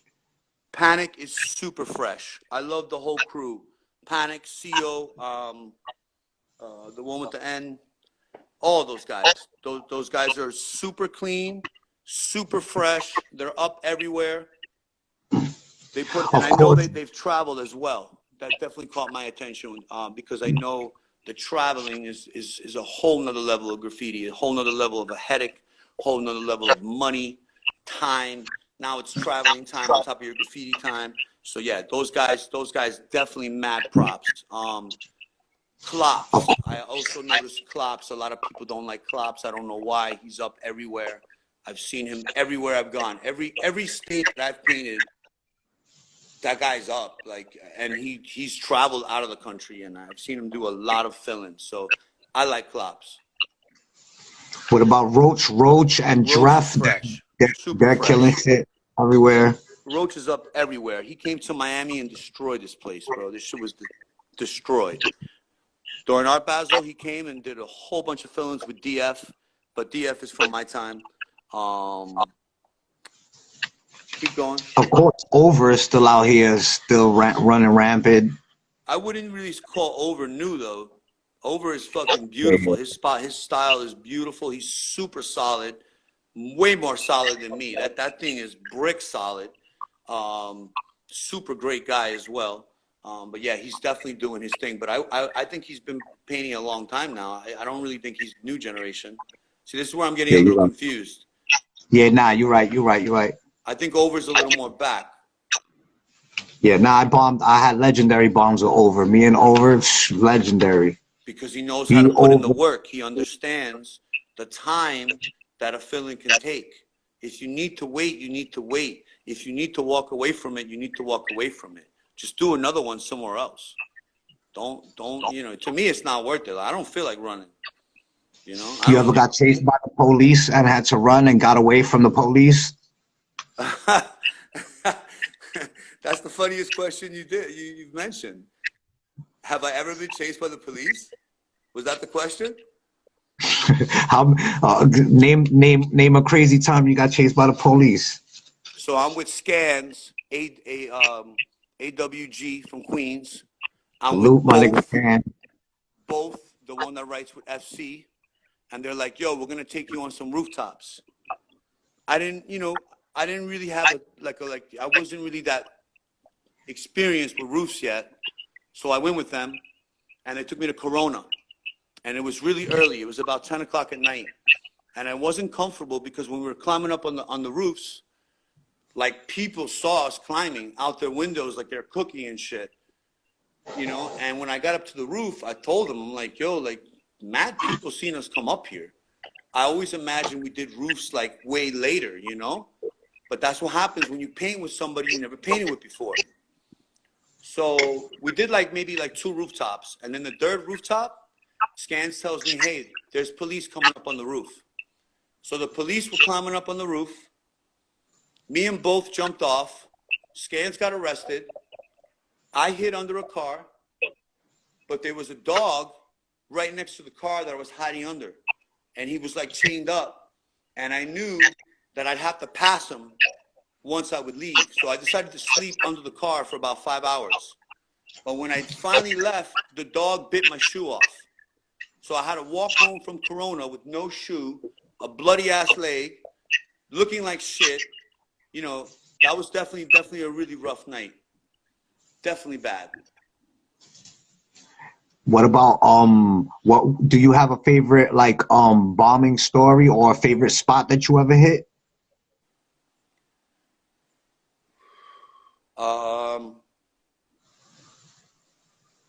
When you say favorite spot, Sometimes I think about the people that I've done them with, you know? So I wouldn't really say it's just a spot, but I would say the Triborough was definitely something I love doing with Corn. I love the walk that we took to get there. I love the conversation that we held. It was there was a whole mission involved to do the spot. And then the outcome was so great as well because it's such a legendary spot.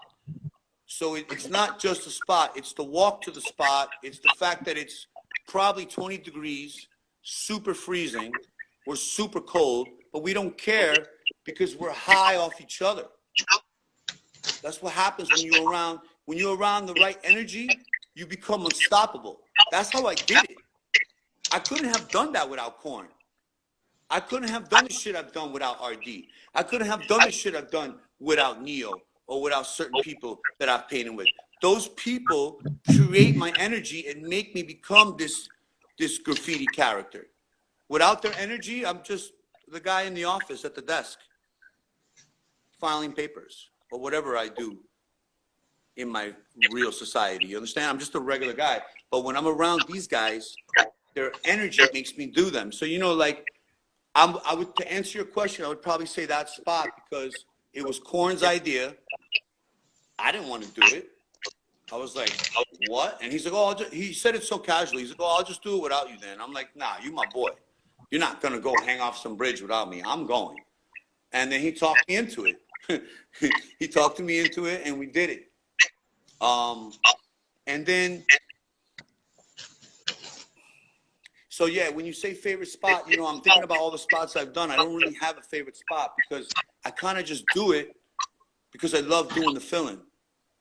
I don't really care about the spot. Now I'm thinking about it because you asked me that and it's a really hard question to answer, which just probably goes back to my real personality. I just love doing graffiti. It's not really about the spot to me. I mean, like when I notice a dope spot, I'm just like, I'll write it down on paper and I'm like, I'm going to come back to it. And then I'll come back to it. And if I'm not feeling it, I won't do it. Like if it's not worth it to me, you know, like for example, if it's a spot and there's a window and the lady's going to look at me while I do it, I'm not going to disrespect her like that and do it. It's going to put scare to her. So I kind of put in those thoughts before I do my spots. Like I don't want to scare some lady. That's a whole nother crime. I just want to do a fucking filling.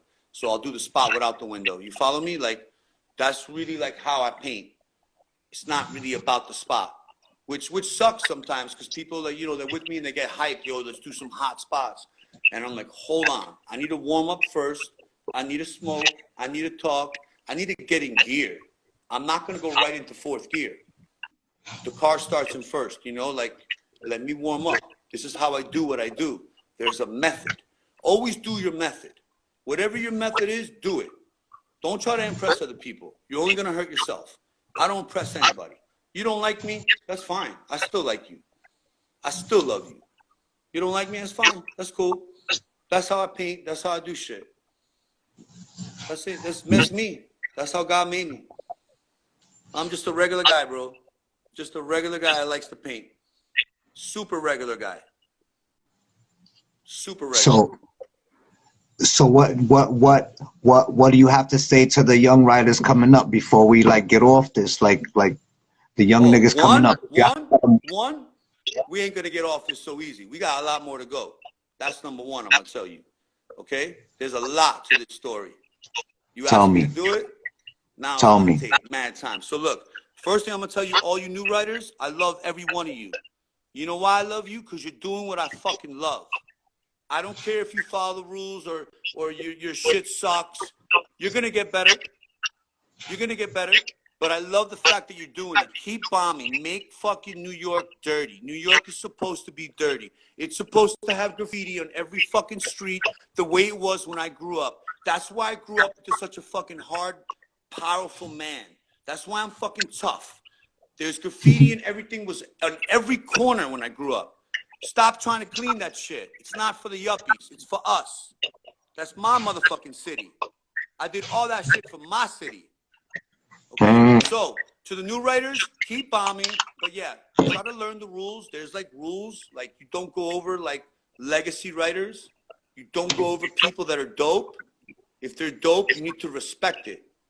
Don't go over something because you know you're gonna get fame. Graffiti's not for fame. If you're doing graffiti for fame, go be fucking a Bad Bunny or one of those rappers. Don't do it for fame. That's fucking whack. That's whack. Graffiti is a culture. Do it because you love it.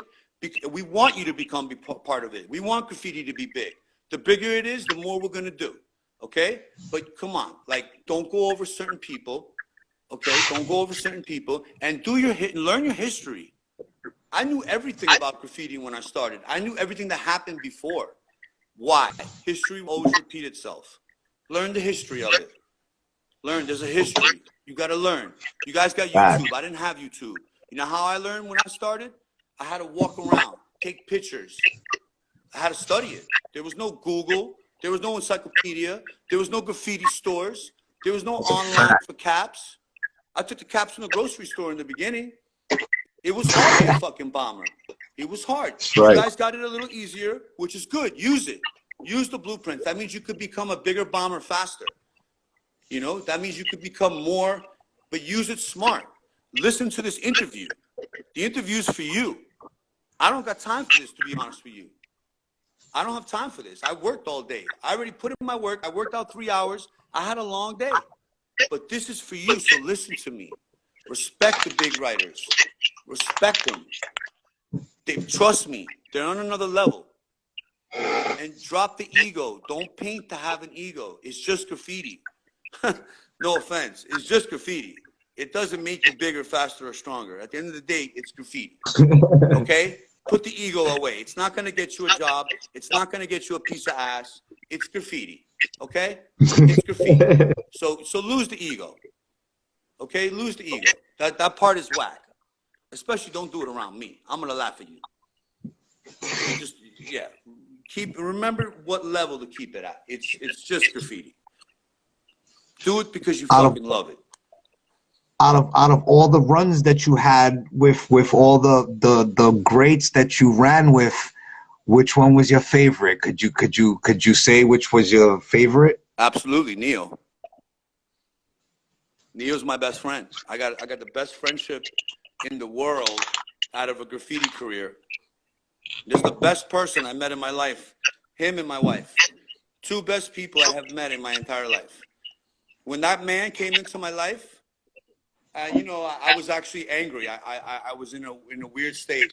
It was 2013 when I met Neo, and I just started writing again after 2001. So I went really long without painting. And when I met Neo, I kind of just stopped again. I painted for like 6 months, and then I stopped again. And when I met him, it was to do a canvas. And his personality outside of graffiti is such an amazing person that I feel like he got me into the idea of traveling, because he wanted to paint with me, and I don't really like shitting where I eat. So I was like, I kind of like talked to him, and we're like, fuck it, let's just do some other states. It was more his idea, you know, like I wanted to, but it was his idea, and we became friends out of that. When you travel with somebody, you're spending large amounts of time with them. You're spending hotel rooms with them. You're having dinners with them. You're going to strip clubs with them. You know, you're doing shit with them, bro. It's not just painting, but it did become about just painting because he's a fucking machine. He's a machine. It's not many people that I've painted with in my career that paint the way that guy paints. You have to like learn how to turn him off. He doesn't really stop, and he never is not in the mood. I've never in my life has he been like, no, I'm not really trying to paint right now. If I mention anything about a throw up, he'll be at my house in minutes. I'm serious. That's the person to call. Like he's just boom. But I've also liked painting with a lot of other writers. Like I've also had a lot of really good friendships and a lot of good bonds. You know, like the bonds that I had with Korn and R.D. Like those bonds are amazing too. Both also amazing people. You know, and Parr. You know, I really like painting with him too because he's just a really smart person, and I feel like I'm even smarter. When you're around smart people, you feel smarter. And like when I paint with someone like him, just like Neo, he's a machine, and his stories, Par's stories, you got to do one on Par, because Par got more stories than anybody. Like, that's talking to a graffiti Bible. Like, he said shit to me that I did that I forgot about. And I'm like, how do you remember that? And he's like, what do you mean? He's like, yo, like, trust me, like, that guy, like, super smart, knows everything about everything that happened in graffiti. Everything. That's why he's where he is in his career. Because he studied. Yeah, I'm You got to working study. on it. What was that? I'm working on it. Cade and Par. Bro, I got stories on that too. Cade was the first person in my life that I ever did a car bomb with. I know it's a really odd story, but yeah, I've never bombed in a car. Like, the first couple of years, I was always on foot. I didn't own a car. And then Cade, like, just rolls up at my crib, and he's like, yo, let's go do some roofs. And I was like, in the car? He's like, yeah. I'm like, but we could just walk. But when we did it in the car, we got it done so much faster. I was kind of like, wow, that's how car bombing's like.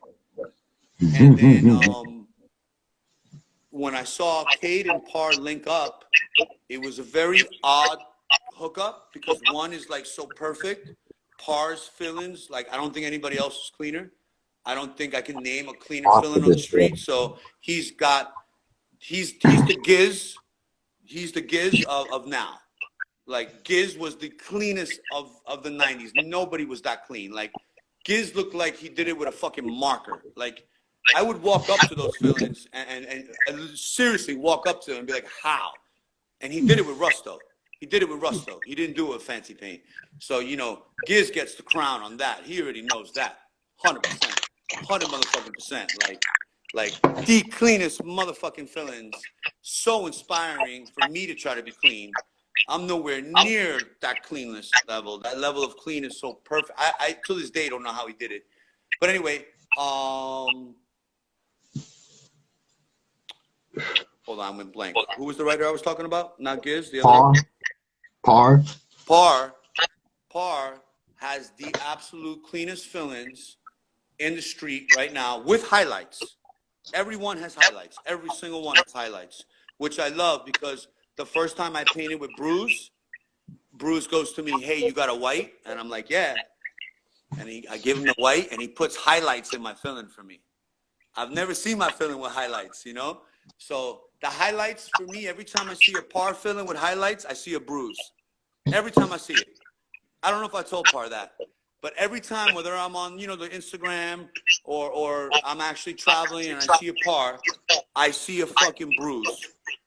Every time. So Cade bombs more like, I don't know, kind of like more wild, you know, like he does the fillings real fast.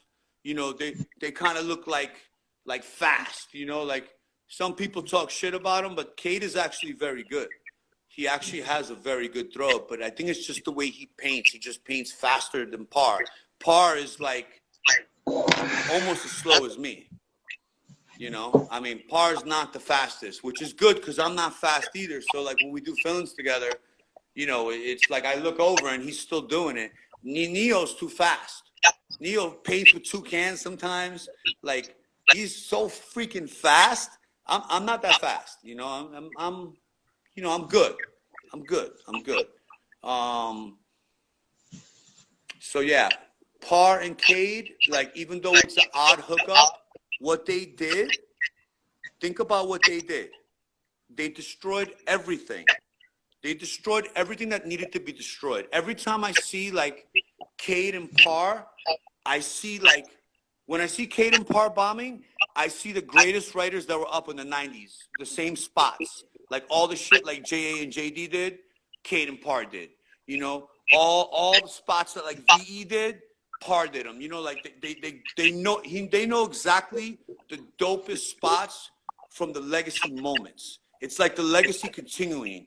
To me, it's beautiful the way they're doing shit. So, you know, painting with Par was nothing but a fucking honor.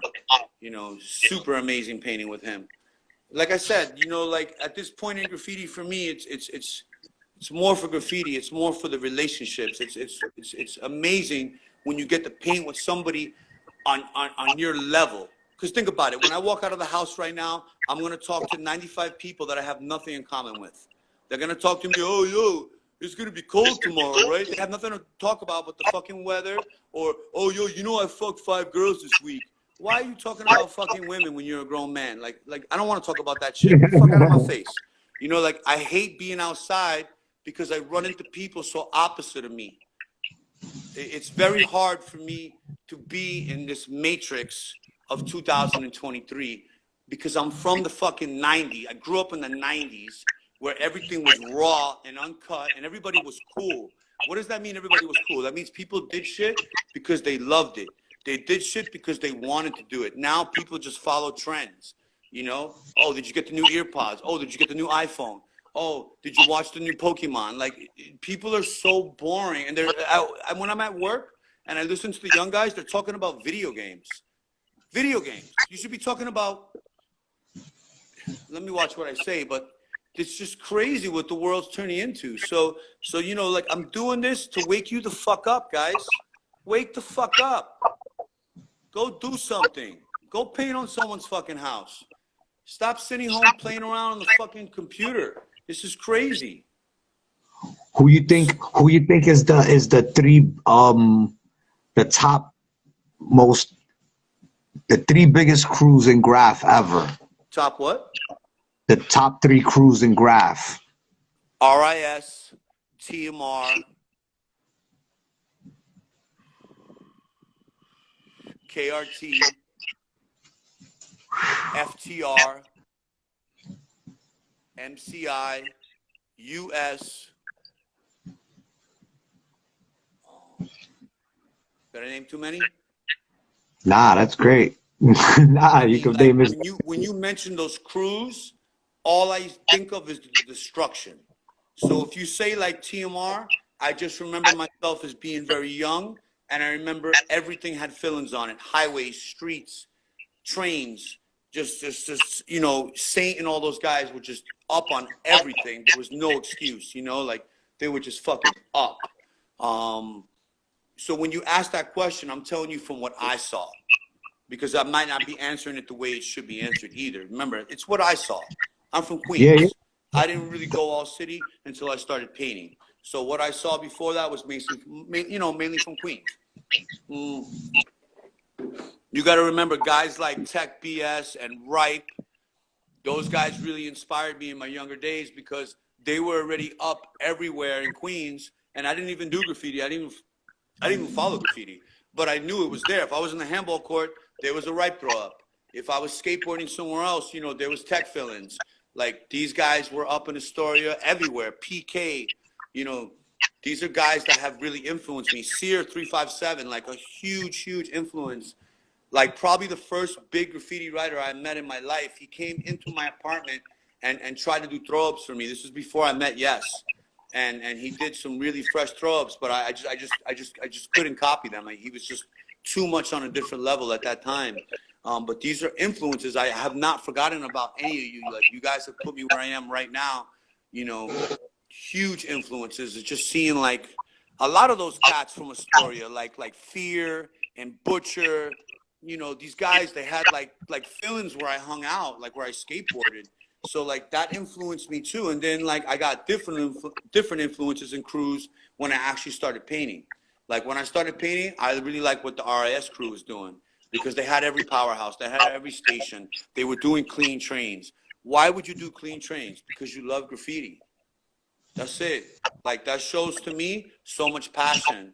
So of course I'm gonna love all those risk guys. Like, yo, you're doing fill-ins that no one's gonna see. You're doing it just for your own personal picture collection. Do you know how much heart that is? Like, so of course that's gonna influence me. Absolutely. And then, like, you know, KRT, anybody that painted with cost became a legend. Think about it. Think about it. Anyone that painted with cost, Rip Vamp, you know, like anyone that painted with him just got on another level. So many fresh writers came out of KRT. Look at JD, JD BTW, you know, all those guys like around Forest Hills where costs were. There was so many fresh writers. All the smart crew guys that came out, all influenced by Korn. All the smart guys influenced by KRT, you know, and Corn. Corn was so influenced by all them. You know, definitely got to give a big shout out to that Queens crew, KRT. Like 100%, like definitely influenced me. Matter of fact, me and Cost, we worked together. Okay, we never painted together, but we worked together for about a year, and we sat right next to each other in the office. And I was young. I was probably about 18. And let me tell you something. I just took the blueprints. I just listened to him. So listen to me. Listen to me, man. Listen to me. Be smart when you paint. Respect the writers that are bigger than you. Respect the legendary writers. Understand what's going on. The walls are not just for you. Don't be so hot about the spot. If you get to the spot and there's only dope writers there, you just find another spot. That's it. You know, you got to respect the rules. Otherwise, then when you get beat down, then you're going to cry. Okay? I got beat down many, many times. You didn't ask me that question. Many writers have kicked my ass, but that's part of graffiti. I was fucking up, and if I fucked up, I needed to get my ass kicked. Tech kicked my ass. Tech kicked everybody's ass, so you guys already know that one hurts. But I needed that beating, because the beating, it put me like to a different level in graffiti. Me and Tech did fill-ins the next week. After he kicked my ass, we did fill-ins together. Okay? Because I needed that lesson. So, you know, if you get your ass kicked, don't cry about it. Get your ass kicked. It's because you fucked up. You disrespected one of the OGs. We OGs for a reason. Think about it. Walk into Walmart right now and look at somebody my age. They're completely out of shape. They're wearing Crocs. They're in the fucking Cheetos aisle. And they're depressed. Think about it. Now look at me. I look like you. I never aged. Look at SR. We look just like you. Look at us. Look at us. Look at us. Come on. Motherfucking 50-year-old boys. We motherfucking 50-year-old boys. You know why? Because we follow the code. We follow the culture. We do what we're supposed to do. And most of all, here's the word, we respect each other. When SR came up to me back in 93, he knew that I was doing a fill-in, and he knew that I had beef with someone he had beef that he's friends with. And he still came to me correctly. That's how you got to come across each other. We're here to help each other, bro. This is an underground world. Even if you don't like the writer, learn to just leave him on the side, you know, like just don't deal with him. There's no time for hate. Hate makes you weak. I got no hate in me. I got nothing but love for each and every one of you. Did you ever bomb with somebody? Did you ever bomb with somebody that you was like, oh shit, yo, I can't believe I'm bombing with this nigga right now? I would say pretty much every single person I have painted with, those words have gone through my mind. I'm proud to have painted with every single one, but I mean, the first time I had that feeling was with Bruce. Because I've seen Bruce up a lot. And you know, I met him in my rookie year, and you know, I'm on this rooftop, and this is a grown man already, I'm a kid, and I'm watching him, you know, I'm watching him work, and that thought goes through my mind. Wow, he is doing the highlights in my fill-in for me. So I'm watching a legend. It's like watching Michael Jordan stitch your basketball. Okay? That's what he was doing. He was motherfucking stitching my basketball. He was putting highlights in my feeling. And the feel, I can't describe the feeling. It was amazing. Amazing. Damn, he was always one of my favorites. What about Ghost? Did you ever fucking bomb with Ghost? I didn't finish answering the question before we go to that. Corn. Okay. Corn. I want to tell you the moment that went through my mind. Now, a lot of people don't know, but, you know, sorry, hold on a second. Sometimes when I think about Corn, I get a little weak. Give me a second.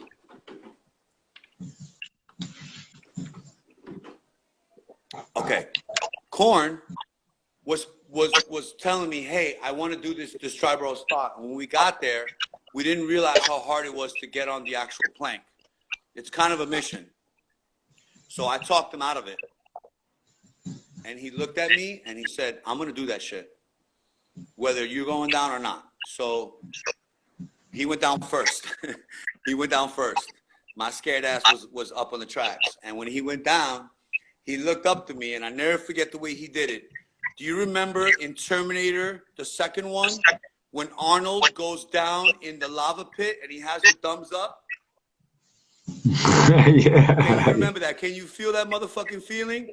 Korn gave me the same thumbs up. It was like Arnold giving me the thumbs up. I'm getting chills talking about it. But listen, he gave me the thumbs up, and I looked at him and I said, wow, I'm painting with a motherfucking god. These are gods I paint with. These are specially designed humans. People of this level, they're not normal. People like Korn, Neo, Bruce, like those levels, they're not normal people. God gave them a special gift to be in my life to make me more special. I'm so grateful for those moments. I would just be a boring guy like everybody. Everybody's so boring. Everybody's so boring. They just watch other people on Instagram all day, and then they just talk about each other. But I lived those moments.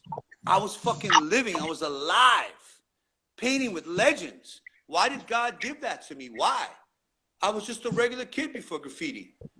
It's sheltered in a private school with a tie. I didn't know anything about the real world. How was this gift given to me? Because I followed the fucking blueprints that Yes gave me. And then I followed the blueprints that Bruce and the next one and so on and so forth. I followed each one of their blueprints to get to where I am right now. I don't even know where I am right now, but wherever I am right now, I'm here because I listened when they gave me the blueprints. And the older I got, the more I listened. Now, That's crazy. I cut you off. Sorry. No, the other question was, did you ever paint with Bruce or meet Ghost? Unfortunately not. I've never met him.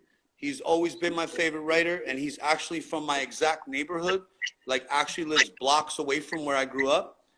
And I lived in the same house until I was about 17. But I've never actually run into him, no. But I did have the honor of making amazing friends with Duel and killing shit with him, which is, to me, the same exact level as Ghost. It's like, Yeah, did you hang out with fucking Starscreen, or did you hang out with Megatron? Oh, I hung out with Starscreen. Duel's the fucking Starscreen, all right? So it was legendary to paint with Duel, to have that in my fucking books. An amazing person, an amazing assassin. He's an assassin. Talk about planning. He's just another level, and he's gonna paint forever because he knows how to paint. He's very, very fun to paint with. We did some highways together. Yeah, we did some highways. You know, he's known for the highways since the beginning. Since before I started, he did highways. So that was really cool to do something with him that I saw as a kid. Picture me like 10 years old. My mother's brother is mentally retarded and stays at like a home in like a bad part of Brooklyn. So as a kid, I would go there twice a week. And I remember always looking out the window, and that was definitely an influence, all the graffiti on all the highways. But Duel, he had them shit smashed. And I'm like probably 12 years old at the time. This is a long time ago. And he was already up. So when I was doing those fill-ins with him on the highway, yeah, it was like, wow, am I really painting with Duel? This is crazy. This is like next level. Yeah, Duel is definitely that's why Risk is them niggas, man, because all the niggas that's down with Risk, bro, is like the top of the top of the top, like top notch all around writers, bro. You cannot crazy. get down with Risk. It's like impossible. Okay? If you see somebody down with Risk, like you said, it's a different kind of honor. It's a different Marine. Risk is like the Marines of graffiti. Oh, he's a Risk. He's a Marine. That's the Marine. There's different level of painting. Their lineup is unmatched, bro. Bro, to see those fill-ins next to each other, do you remember like on the N.R.G train, like around like Spring Street when Duel would do fill-ins and do double deckers, and then with the JAs. Oh my God. I remember In the this like back yesterday. page of Listen, the cars, yeah. I was in my senior year of high school. I was taking it out in West Fourth. I was going to high school in West Fourth. So I traveled to the city every single day. And all I saw up, of course, was JA. JA is up everywhere. But I used to love when they would do the stations. I remember in the morning, I go to school and I would see fill-ins on the stations. It was amazing to me, amazing. And those thoughts will never leave my mind, how those guys painted. You know, a lot of people never got to see it. Remember, like these young guys, they're only going to be able to see the magazines or what's on the internet. But to see it in front of you, to be able to stand up next to it and say, wow, look at these guys. They're fucking crushing it. Crushing it. Yeah, that was a dope part of me growing up also. Like you know, going to get on the train to go to wherever, and when I get on the train station, this like nigga Cope came through and did fill-ins on the train station, or Giz did fill-ins on the train station. J.A. Astro did fill-ins on the train station. That was a dope part of graffiti. Like you never I know who's gonna. love seeing those Astro tags. Everywhere you went, they were the highest tag, the biggest tag, and it was anywhere I painted, I saw an Astro tag. Anywhere. And That's a Cope, fact. let me tell you about Cope. I'm going to school, and I'm walking like toward Roosevelt Avenue, and I saw these beautiful silver fill-ins. Cope and Per. Both of them had beautiful, solid silver fill-ins, and Jez, also Jez.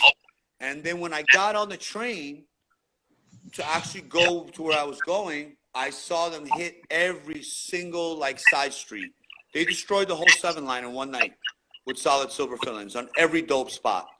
Those guys don't play, yeah. And he still bombs like that, still to this day. That guy's a machine, a complete machine. Silver fill-ins since the beginning. Silver, look, a lot of people, oh, why you always do silver? I love silver. Silver's thick. It's faster. It's thicker. It spreads, you know, and it covers. Look, no matter what spot you do, it's going to cover. So, you know, for me, the silver is more like militant bombing. You know, it's my militant way of bombing. Like, I have my, 40 silvers on me or whatever, wherever I'm going, and I know they're going to work, and they're going to smash. You know, if I do different colors, then it might sink into the wall or whatever, and then it's a kind of a headache. But that's why I love silver.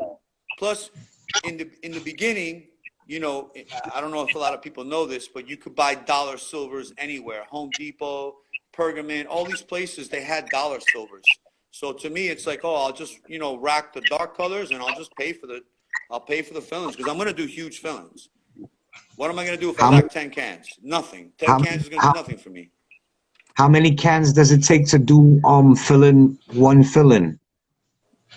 Well, when I was selfish, it would take 2 or 3. But now I'm trying to paint a little less selfish. I feel like by me banging like a 2 or 3 fill-in, while the person I'm with is using 1, they're kind of waiting for me. So to be honest with you, I'm very happy to use like 2 blaster cans. That to me is a perfect fill-in, like a big fill-in with 2 of the big blasters. But, recently I've been going a little smaller.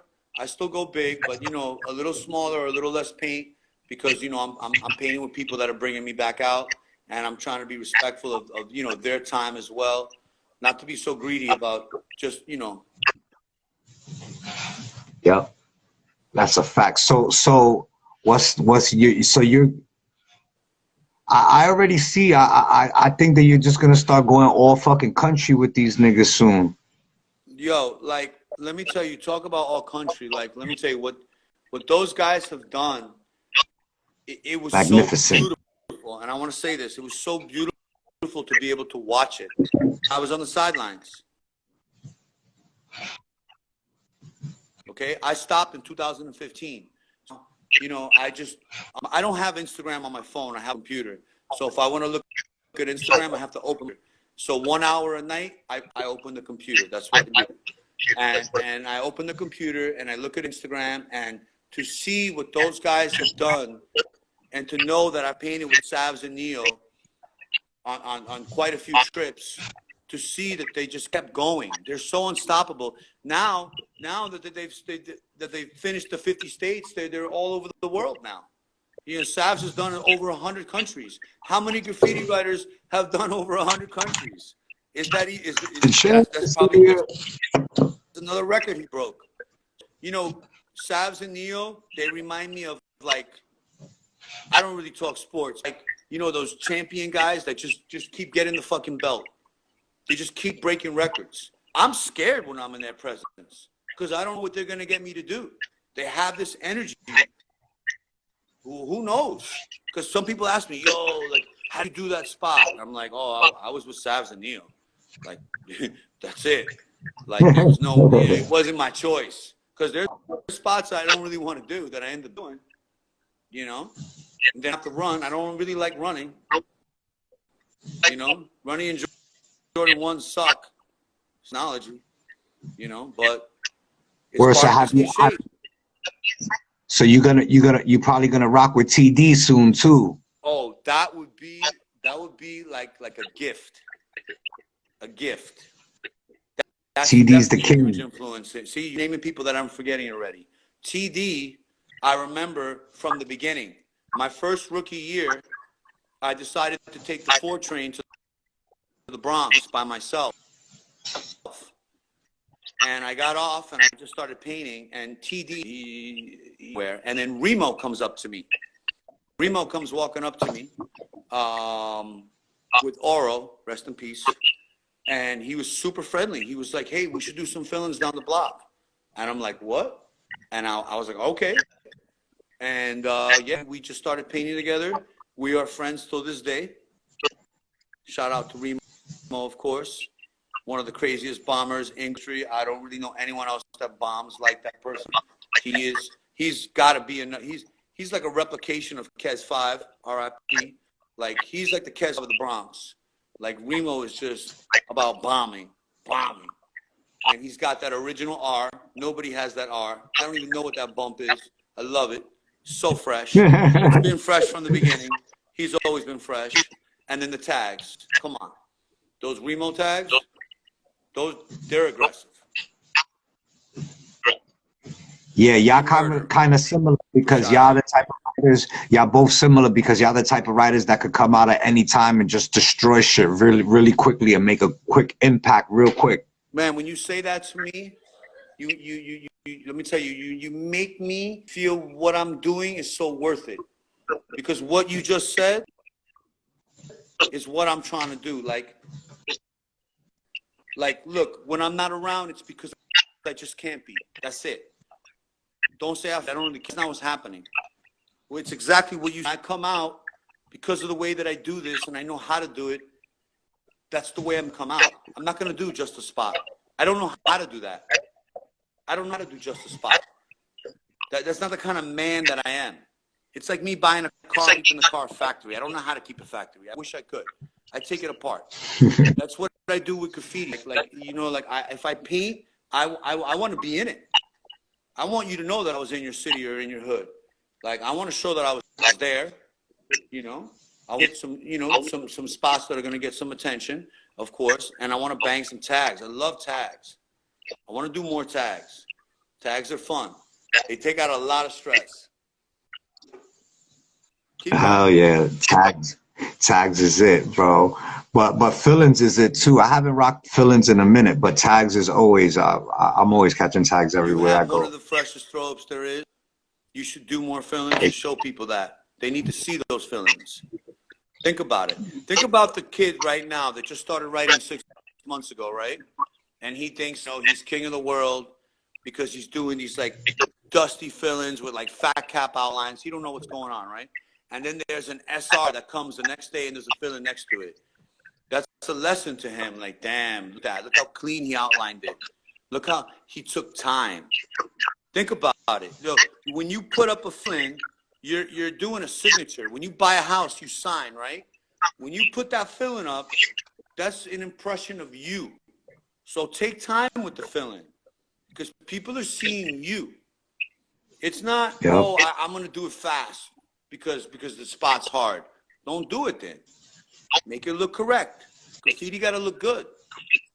Graffiti is a culture. Yep. It's not just about you being up. Now you're getting selfish. Now you're getting. Take your time. Use the right caps. Why are you outlining with the fill-in cap? It looks sloppy. Come on. I know it's harder with the skinnier caps. I know that. But that's called something. It's called can control. People don't know what that Practice, is. master your craft. Before fancy paint, you had to have can control. That means when you had rustos, if you didn't have can control, like with the silvers, you had to wait like 5 minutes after doing a silver filling. I got stories for you on that. It's souped out. I'm in the Bronx or something doing. It's like 20 degrees. Silver's not drying. Remember, old silver, the rusto black, you had to wait for it to dry for the rusto black to go over it. And so these are parts of graffiti people don't know. If I'm on the tracks, I gotta wait. Trains are going by. I'm standing there waiting for the silver to dry, like a sitting duck. That's the hard part of silver back in those days. And I want people to know that. If you saw silver fillings up in the street, that means I took a walk for 5 minutes and I came back to it to do the outline. There's no other way to do it. Otherwise, the silver would eat the black. Now, it's different. It's very easy to do a silver filling. The fancy paint black goes right over it, which is good. I'm not complaining. I love it. I love it. But you got to understand, it was a little harder for us. It was harder. So use what you got. You got the tools. You got the blueprints. Make the filling look good. I want to see fresh fucking fillings. And I want to see big ones. Stop stacking. Can I talk about the stacking? I don't want to hurt anyone. Yes. Stop stacking. It's ridiculous. The rooftops is filling, stack. Stop becoming part of the wall. Become the wall. I don't want to drive by rooftops and have to count 20 fillings per roof. It doesn't look good. It looks like canvas. Do the canvas. It doesn't look good. Graffiti didn't look like that before. Do it the way Next would do it. When I think graffiti, I think of guys like Next. Big, solid, and in your face. That guy would have never done a stack filling. So you know, chill out with the stacking. It's not about just being up. Become the spot. Do the spot. Own the spot. So what do you think about like going over, because these kids, like you said, bro, they don't respect the older, you know what I'm saying? So there's like relics out here that these new niggas is just doing fillings over, and like nobody cares, and they don't give a fuck who this person is or that person is. Like there's a lot of that shit that's going on. Okay, shit. so I'm going to answer the question. When I was younger, if somebody went over me, I took it like kind of personal, like, you know, and I wanted to figure out who they were and I wanted to solve it or whatever, right? But now I try to think the greats think. How do the greats think? Let me tell you. Ghost would do top to bottom fillings on the stations. And the next morning, they would already have MQ tags over it. Ghost never fixed it once. You know why? He don't need to. He is. Think about it. So even though the new jacks are going over some of the dope shit, at the same time, it don't really matter because the dope shit was already there. They've already done it. And the new jack doesn't know what he's doing because he has no respect. And now he's never going to have respect in the game. He thinks he's getting fame, but guys like us will never give him the fame that he wants. It's bad fame. It's whack. You're whack. We don't want you to do graffiti. We want you to leave. We want you to leave. Can you please leave? We don't want nothing to do with you. You have no potential to be a dope writer. Now, if you suck, but you follow the rules and you're cool, I'll do some tropes for you. I'll give you some pointers. I'll help you out. No problem. We want you to be dope, but you got to understand, you got to respect the ones before you. You got to respect all the ones that put in the work. It's not just about going and hitting the hot spots. So who cares who I go over? You just destroyed the spot. You made the spot whack. So that's my real opinion on that.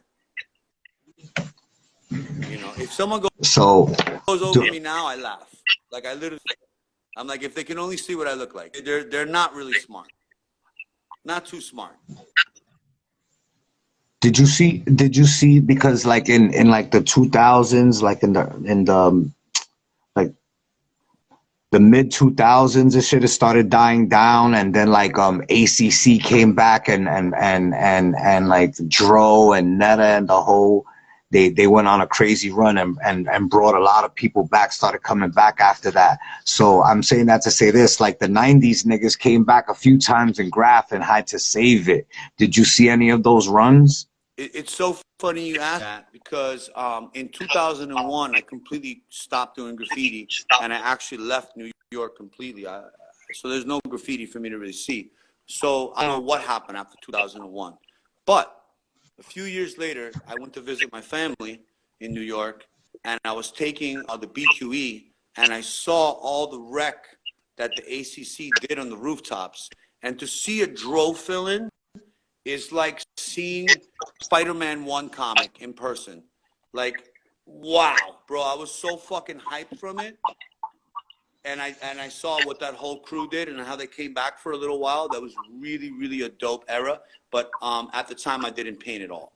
But I did see some of it, and it was dope. It was dope to see how they came back, because they came back like they never left. That guy Netta is painting right now. He's destroying shit right now. So, you know, it just shows that those type of guys, they can just do it whenever. It's just in them, you know. Even me, like, first stop 8 years ago to do the first fill-in was a little weird. Second one, it was like riding a bike. It's just part of who I am. And every time I run away from it, because I always try to run away from graffiti, I realized that graffiti needs me more than I need graffiti. Graffiti needs me. I need to be here. You guys, I'm here for you. My wife is starving right now. We should be out to dinner, like with fucking, you know, whatever. But this is for you. I'm gonna argue with my wife after this for you. So I took the time, because that asked me to do this a couple of times, and like it's the worst time for me. It's date night. But because listen, I was in New York recently. This interview needs to be done. We need to get the rooftops on the 7 train fucking cleaned up. We need someone to go there and do some big, like, par looking fill-ins or something like that. We need some big clean shit. We need that. That's the best line in the world. How could you guys let the line turn into that? How? Do you need me to come there? Is that what you fucking need? Tell me what you fucking want. I need to hear it, because that line looks like shit. That shit, come on. Clean up the fucking line. I want to see big solid fill-ins. Stop stacking. Stackings look whack. We never had stacking. When I was growing up, Bruise, Ghost, MQ, UN, Webb, all these guys, they had the rooftops beautiful. The biggest fill-in ever on one of the roofs between like 33rd and whatever. Fill-in so big. It was with like roller paint, and it rocked for years. People don't do stuff like that no more. They go up with the ladder and they do a little half a can fill-in on top of it, and they say, yeah, I rocked that spot. You didn't do shit, because I couldn't fucking read it. I couldn't read it. Come on, do it a little better. If you're gonna make the letters so crazy, do it big. Let me read. Do an impact. Graffiti is supposed to be aggressive. The way you paint graffiti is the way that you are.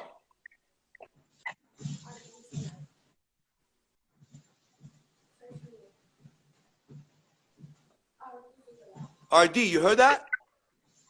RD, yeah. Tell him how to do it. Let me do an impression on RD. RD's in the car, right? And RD, let me tell you, this guy is one of the smartest people I met in my life. I'm in my little, like, Toyota, like, Corolla or something like that. Like, I had, like, a little bomb car. I bought it just to bomb. And we're on the J line, and I got RD in the car, and he looks over to me, and he goes, hey, Viega tape in? Yeah, I said tape. I had a tape deck. And you know, he's not really like that. So we destroyed Every fill-in that you see me and RD did, we did it through the Capone and Noriega album, The War Report. Me and RD. That's how we painted the J line and all the crazy shit that we've done. Special shout out to RD. Very, very hard person to paint with. He never gets tired. Never gets tired, bro. And he's always down. RD is a GOAT, bro. 357. That's a big, crazy, important crew in Graph also. 357. Hell yeah, bro. I'm so honored to be part of that crew. I'm so honored. RD not only put me down 357, RD helped me build my mind, show me how to make money. You know, RD is a very, very good person. Always took care of me. Super great person. Even though he almost beat me up when I first met him. I'd probably kick his ass now, though, right? I'm just playing, bro. So, we both grandpas now. Just so you don't have any old school graffiti magazines and nothing like that? So, you know, I disappeared in 2001 because I got real hot. You know, got real hot. When you do graffiti, there's consequences. So, I wanted to erase who I was. So I don't have any flicks. I don't have any magazines. I don't have anything that shows that I do graffiti. It breaks my heart. I know. But I have this. I have my stories. And I'm right here, is stamped in my brain. I have a photo of every one of my favorite fill-ins that I've seen Ghost or MQ do. It's photographed in my mind. Like watching Ghost and MQ going over each other, to me, is Megatron fight Optimus Prime. Best graffiti battle I've ever seen. It was amazing. And to be there, to know that I was there, I watched it. Two writers that I love both so much going over each other. And we're talking night after night. Like, you had to pay attention to this. You know what I'm saying? And we're talking iconic spots. These guys were going over each other very hard. Matter of fact, MQ was going over the whole RF. So it was. And then the craziest thing is when Bruce tells me, "Oh, we're gonna do a rooftop on the 7," and I climb on the roof. Who? Yeah. Who? MQ and Bruce did together. MQ and Bruce had beef. They were at the roof. They discussed, worked it out, whatever. I don't know. I was on the other part of the roof. And they said, fuck it, we're going to rock together. And I watched Bruce and MQ rock Straight Letters together at like 17 years old. That's where I am, I just watched. That's it. It was amazing. Legendary shit. Legendary. These are legendary stories, bro. These are stories that are not going to go in the books. They're only from here. That's crazy because you bombed with all the famous motherfuckers that I never met. So have you. Listen, I'm talking all about the writers that I've experienced. But there's so many writers that I love, see up, that I've never met. Like, for example, Slash. Slash was always one of my favorite writers, you know, from the borderline of Queens and Brooklyn. But I never met the guy, right? I met him 20 years later. We're friends now. But, like, Slash. Well, I think to myself, wow, what if I would have linked up with that guy at that time? We linked up with him and that whole... Venna next to me in my woodshop class. And I heard him and K.I. talking about getting chased and graffiti stories. And I sat right behind them. And I paid so attention to every story. I didn't have a tag at the time. But I knew who those guys were.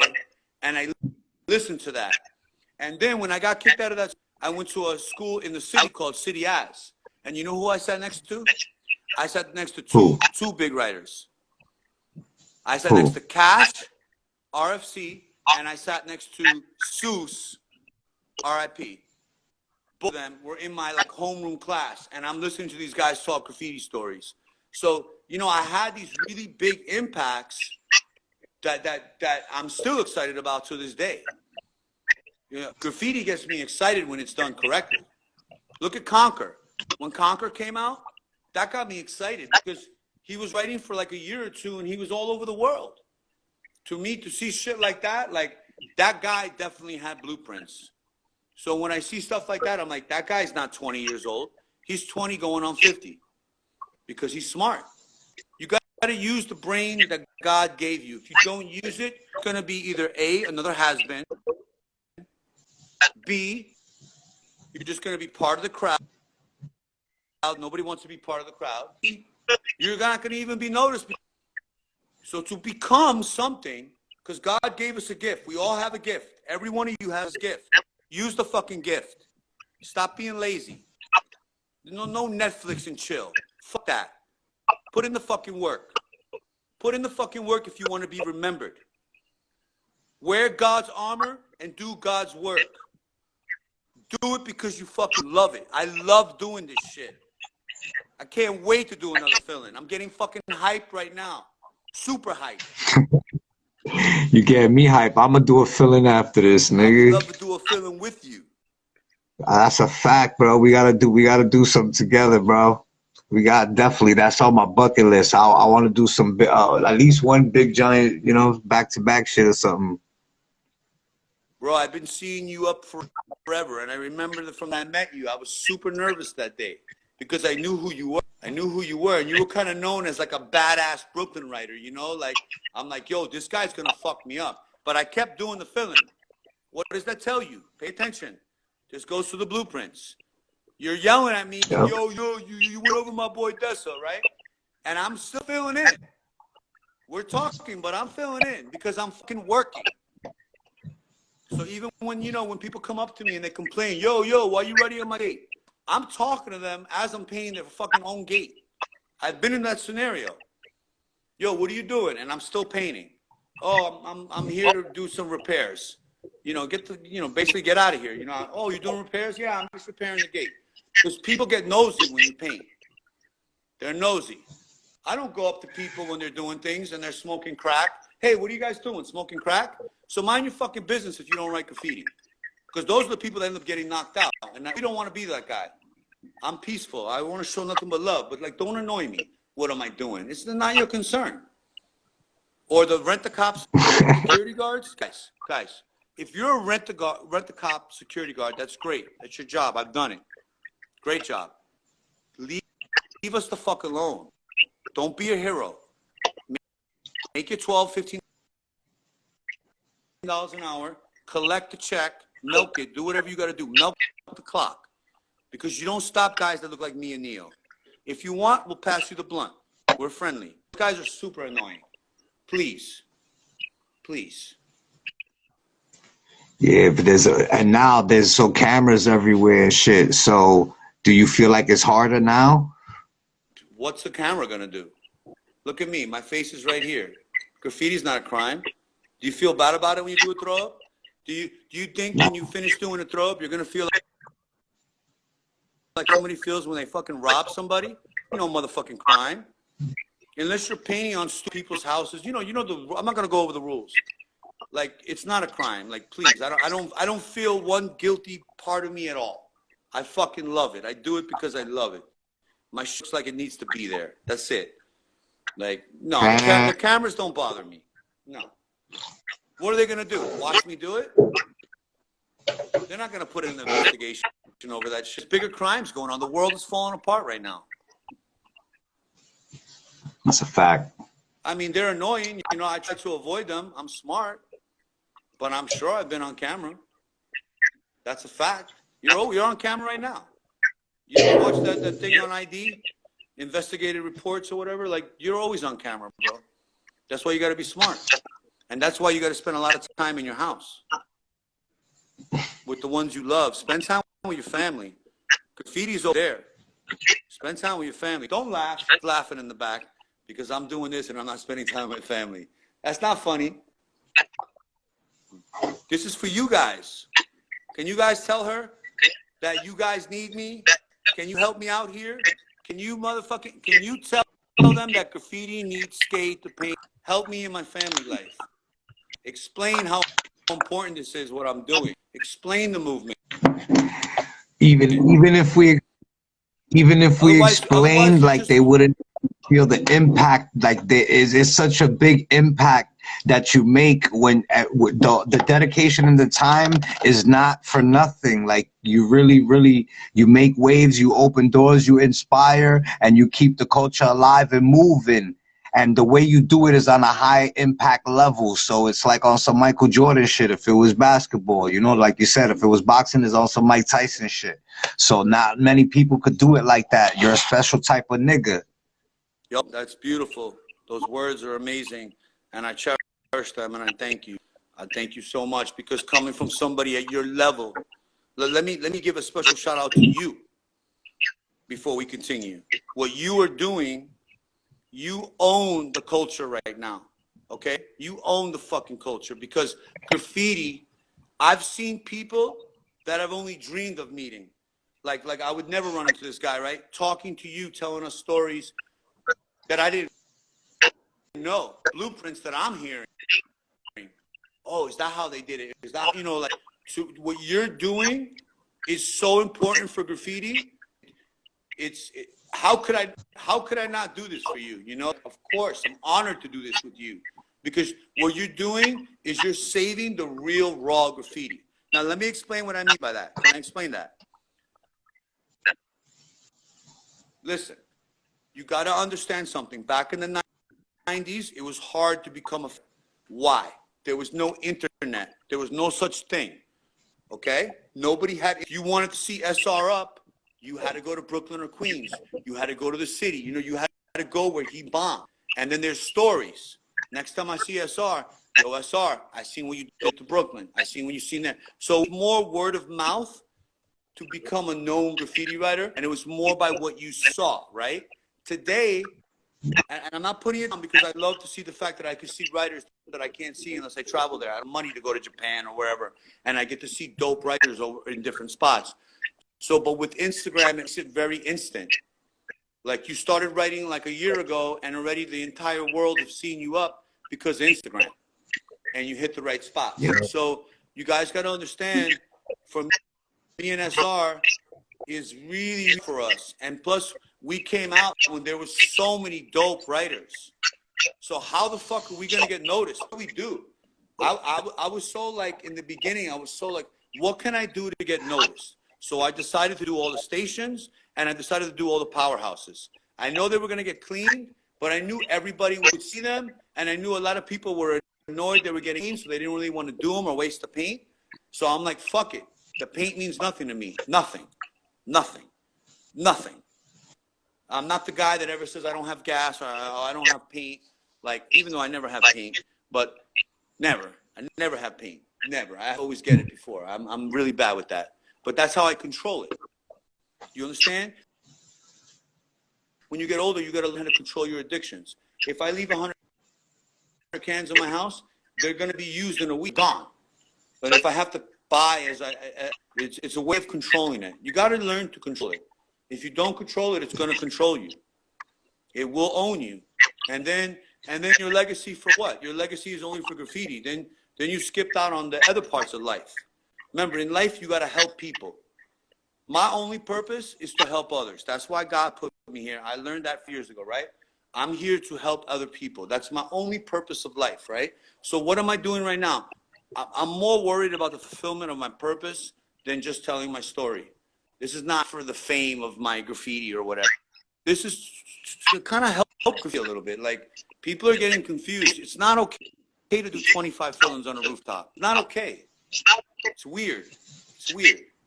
Let's go back to the big fill-ins. Let's go back to the basics. I do top to bottom fill-ins because that's what I saw. That's what I saw. I saw the people that I saw, like, wow, I'm going to start doing that. Maybe I'll get a little more noticed. You know, you know, I did clean stations because I saw Ghost and other risk guys. Like, I followed blueprints you got to follow the blueprints. I didn't see doing those triple stacker fill-ins in the 90s, you know, 20 fill-ins on a rooftop. It's crazy. It's crazy. Those rooftops are dope. Let's fix them. Let's fix them. You guys, you know, connect with each other. Hey, I'm going to take the whole roof, send you guys an email or whatever you graffiti now with all the MySpace and all that, whatever. But go do it. Clean up that 7 line for me, please. Otherwise, I'm going to have to come down there. Do you think the 7 line? You think the 7 line is like the most popping line in the 90s to bomb? Listen, I'm gonna say that because that's the line I'm from, and that's the line that gets all the hype. But listen, man, there's a lot of other dope lines that I really enjoyed painting as well. Like the N line is slept on. That line has dope rooftops. That line has dope street spots and dope powerhouses. Seuss and Sense and Trake and MQ drag that shit. Like, I don't know. I felt like that line was a little slept on. The D line was super dope. The J is just as good as the 7. Come on. Yeah. So, you know, and the list goes on. So, you know, I really enjoyed all of them. But for me, I'm from the 7 line. I'm from Queens. So that line was more convenient for me to hit. But I'm also going to tell you it's the hardest line to hit. Queens has the most police. Queens has the most vandal squad. Queens is cleaner. It's very easy for me to paint Brooklyn or the Bronx compared to Queens. So Queens, I do Queens a lot later, to be honest. I usually go out, I start in the Bronx, then I go to Brooklyn, and then I go to Queens. So if I'm from Queens, the way that I usually painted, I would drive out to the Bronx, start over there, because I could start there a little earlier, and then go to Brooklyn, and then now it's 3 in the morning around there. Well, let's go to Queens and do a few spots. I never really felt safe in Queens. Queens is always hot, always been hot, super hot.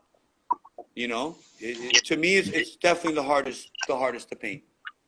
That's another blueprint in New York graffiti. Every writer knows, especially from the 90s, that Queens was the hardest shit to hit, bro. I get a little stressed when I think about it because it's a different caliber of painting. You really got to know how to paint Queens. First of all, in Queens, everybody's a hero. So painting Queens, I've had people pull over and pull out guns on me. In Forest Hills, I was painting with Trip, KRT, and I was painting with Yes, POW, and the guy comes out right behind my head and pulls out a gun on me.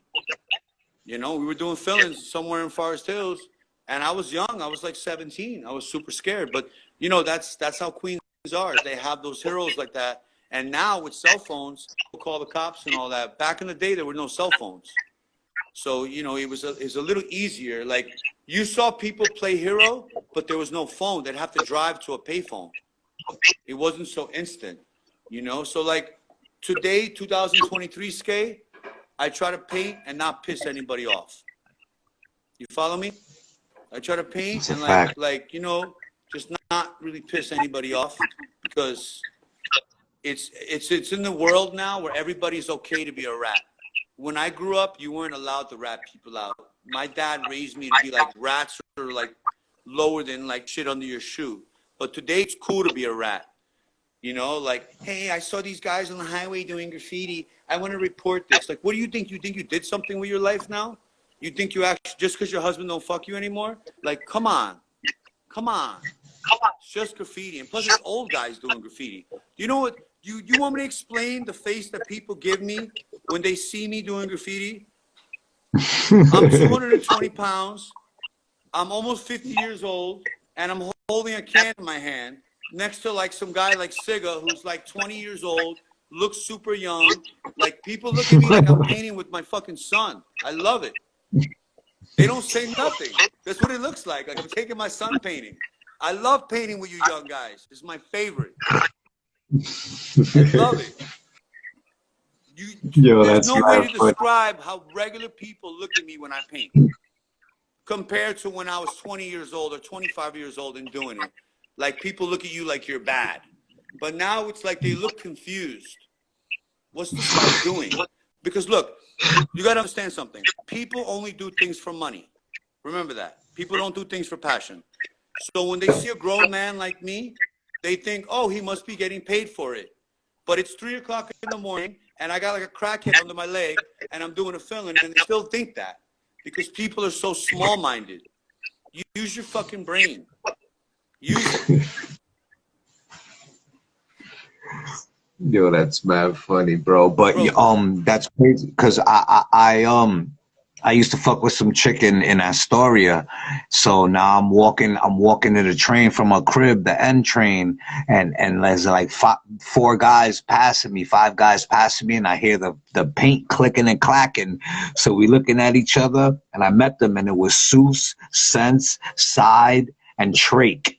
that's the most amazing 5 dudes at the same time. They wrecked everything in Astoria, everything on the N train, everything in the lower city of Manhattan. They were a team. Okay? They were a team. That's how they painted. They did not play. I think the year would be like 93, 94, 93, 94, and then I think 95, Trake would win MQ. But those guys were not playing around. And now that you told me that story, now I know why you know so much about me, because you've been in Queens a lot. Yeah, so I met them right there on that corner. We did back-to-back fill-ins right on the factory right there, and then after that we went bombing. Me, Trake, Sue Sense. We hit track stations and powerhouses all through the N line, and my man Turk had it on film and shit. That's hard, bro. That's a great story, man. Yeah, I like I said, I went to school with Seuss, and then the funny thing about those guys, you know, they're from the same country my family's from. Every single one of them were from the actual same country, which is weird because not a lot of people that you meet are from where I'm from. It's kind of odd. But when I found out all those guys were from the same country, we have a very thick blood. We're a very different beast. We do things very differently. I do everything the way I do graffiti. I do everything that way. That's just how I do shit. I'm a very passionate person. I put 100% into whatever I do. And that's why right now I want to put 100% into making graffiti a little better. But they got to know what happened in the beginning. They got to learn. First of all, you got to watch every videograph. You need to watch every one of those. That's like, if you haven't done that, you don't know nothing about graffiti, okay? Like, you have to watch that. It's not just Style Wars. You got to watch Videograph, okay? You got to watch all the fuck graphs, okay? You got to watch those. You got to know how things got to the level they got. Those movies were made for important reasons. Those are, that's how you, exactly. Like, if I put State Your Name right now, you know how hype I would get? And that's already 20 years old. It's 20 years old, but I watched that 3 years after I stopped. So for me, it's one of my favorite ones to watch, because if I put that on right now, it's just 3 years after I stopped. So it's pretty much everything that I really know compared to kind of how it got now. Like, to me, I feel like it's a little watered down with the Instagram, and like all the people that have beef with each other are now like buddies, and like they play like cards together. Like, it's weird to me, like when I hear stories like that, because I'm from the days of like, oh, you know, did you hear that, you know, T7 jumped this crew, and, you know, this guy got fucked up, and, you know, Tech beat up SCAE. You know, I'm from the days that like yo, you really knew how to act, and if you didn't, you got fucked up. Today, everybody's just doing whatever they want. People just do whatever they want. People asked me for directions the other day and didn't say thank you. Some Generation Z came and asked me directions. I gave him the perfect directions. I stopped what I was doing, and he didn't even say thank you. Fuck that. You show respect to the elders, no matter what. I don't care how much money you think you make, or you think you hard, or you got the ego. Ego don't mean shit. This is a triple OG right here, both of us. It's triple OG. It took a long motherfucking time to get here, and I'm proud to be here, because I've lost a lot of people that I love. Not everybody gets to this level. Can you guys stop fighting? Stop. I'm on an important business call. Stop. Excuse me. You know, it's just too easy right now. It's easy. It's do a fill-in, take a picture of it. Hey, where's that fill-in? Oh, I did it in my backyard. Come on. Come on. Come on. Come on. Come on. get in the car, go to the bad part of the neighborhood and go do one fill-in. That's fine. But not your backyard. Come on. It's over. That's it. Let it go. It's over. When it's over, and you got to be okay with that. Sometimes the legacy lives forever, and sometimes it's like, oh, you know, he went on to other things. Look what happened when Michael Jordan tried to play baseball. What happened? He's like, I don't know how to do this.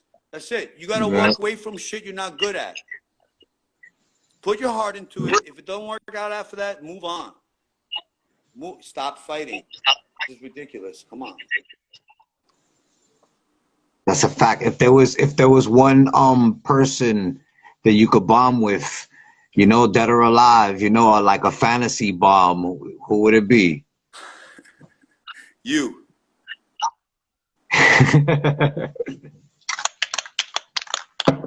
One of my favorite throw-ups, bro. Like when I see you up, I literally just stop there and I stare at it, bro. It's just really, I ask myself, how so perfect? Like I know how to do straight letters, but it takes me a little bit more time. That's your throw-up. Even though your throw-up is really fresh too, which you rarely do. Your throw-up is like super like late 80s. That's a late 80 throw-up. What year did you come out? 89? Yeah, 87, 80, 87, but like 89, really, yeah, 89, like killing. I would say it's more late 80s. Yeah. That throw-up is dope. Yeah, man, I want to do more throw-ups. I'm a rock, so I got paint right here, man. I want to rock a fill-in, man. You getting me hyped to rock a fill-in. You got me hyped. But look, Like, this is I'm what ready Neo to do told me. spots. Let me give you the words out of his mouth. Neo was trying to get me to do a fill-in. I did my first fill-in again like a month ago. All this fucking started a month ago, right? So Neo's like, yo, SCAE, you know, expecting you to do stuff because, you know, the graffiti's looking kind of weird. Like, a lot of people are going to get hyped if you come back out. And I'm like, what do you mean they're going to get hyped? Like, I forget because I'm not doing graffiti. So I'm like, what do you mean? So what I'm trying to tell you is what Neo told me. Like, right now, people are focused on graph champs. So when they think of SR, they think of graph champs. That's cool. That's not what I think of. When I think of SR, I think of SR. I think about what you've done and how dope you made graffiti, like, and how you are from before me. So to me, it's even doper. The first thing I told my wife, I'm like, yo, look at this guy. Look how young he looks. And you got to be older than me because you came out before. So you definitely a grandpa, and you look beautiful, bro. Graffiti has kept you alive. You a fucking king. You a king of your kingdom, my G. Look what you look like, bro. You should be proud. Think about the young niggas at you right now. Like, wow, that guy's pushing 50 and he looks like a fucking soldier. Look at you. You look like a militant soldier. And you speak so wisely. The way you carry yourself, use nothing but triple OG to me. That's the kind of people I roll around. Kings only roll with motherfucking kings. Think about it. Nah, real recognize real. That's why we 100%. salute every step you Lions because roll like with the lions, the wolf run with the wolf, the sheep can flock with the sheep. that's a fact, bro. And just the fact that you came back and you doing it for the culture, bro. There's not a lot of people that paint with purpose. You know what I'm saying? It's mostly vanity, like you said. And in a world full of fucking haters, it's mad hard to shine, my nigga. But you do it on such it looks effortless, but it takes a lot of work. But it looks effortless, bro. The way you paint is phenomenal.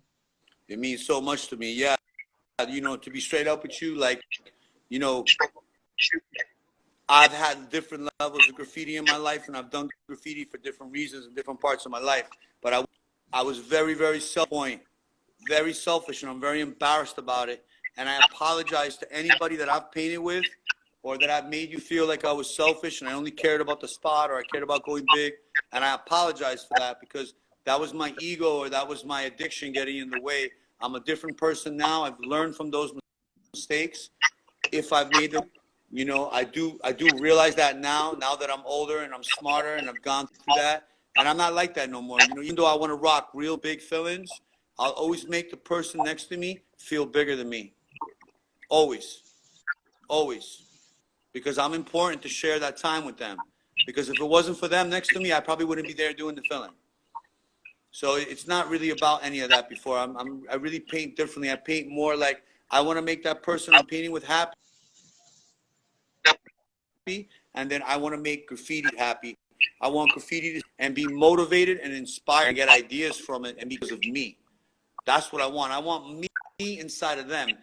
The way I reflected over all those writers I mentioned, like I became this writer because of watching all the writers I love, how they bomb, how their style is, how they pick the right spots, how clean they are. You know, all these things that you said that I love about how they do shit. You know, I want the new guys to see me doing that now. That's why I'm doing it. I want to hype them up. I want to get them fucking hyped because they're hyping me. Think about it. Graffiti, we're not graffiti.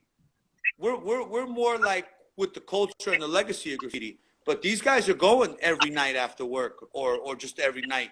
These guys can go 5-6 days a week like we did in the beginning. That's how I did it. I went as it was a job to me. I go to work for 8 hours. I come home, do what I got to do, and then I paint for another 6. That's how I did it, if you're wondering. It's the only way to do it. There's no such thing as, oh, yeah, me, so-and-so, and so are going to hook up and do a spots. You're always just going to be a spot bomber. You got to paint like it's a fucking job. It's a job. Sorry, Neo, we couldn't stop.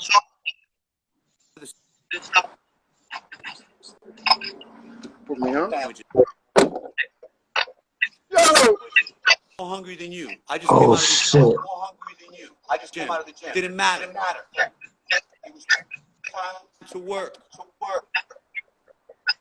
That's it. It was time to work. And you don't want to be around Neo, but at the same time, it was like, hey,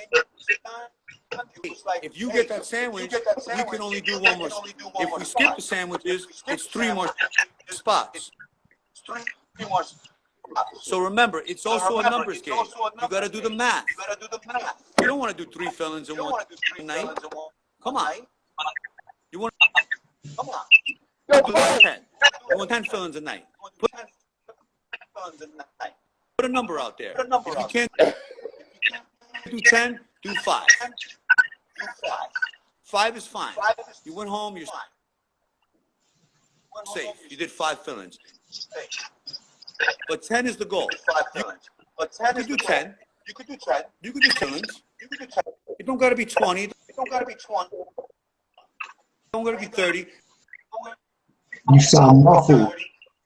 Because I don't want to. Yeah, I don't hear.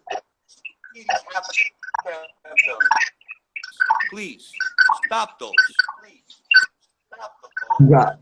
You sound mad echoey. Yo! Say you sound echoing. It's not even a fill-in. For that, just do a tag. Those are pointless. Do it like you want.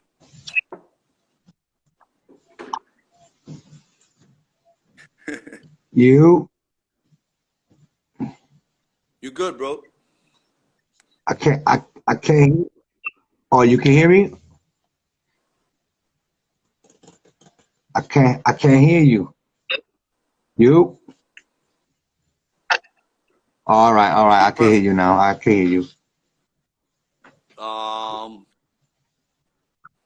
Yeah, I hear you. All right. So get back to what you were asking. No, so all right, because we about to get off this and shit. They're about to kick us out in a few seconds and They ain't shit. kicking So nobody out, bro. I got a lot to say.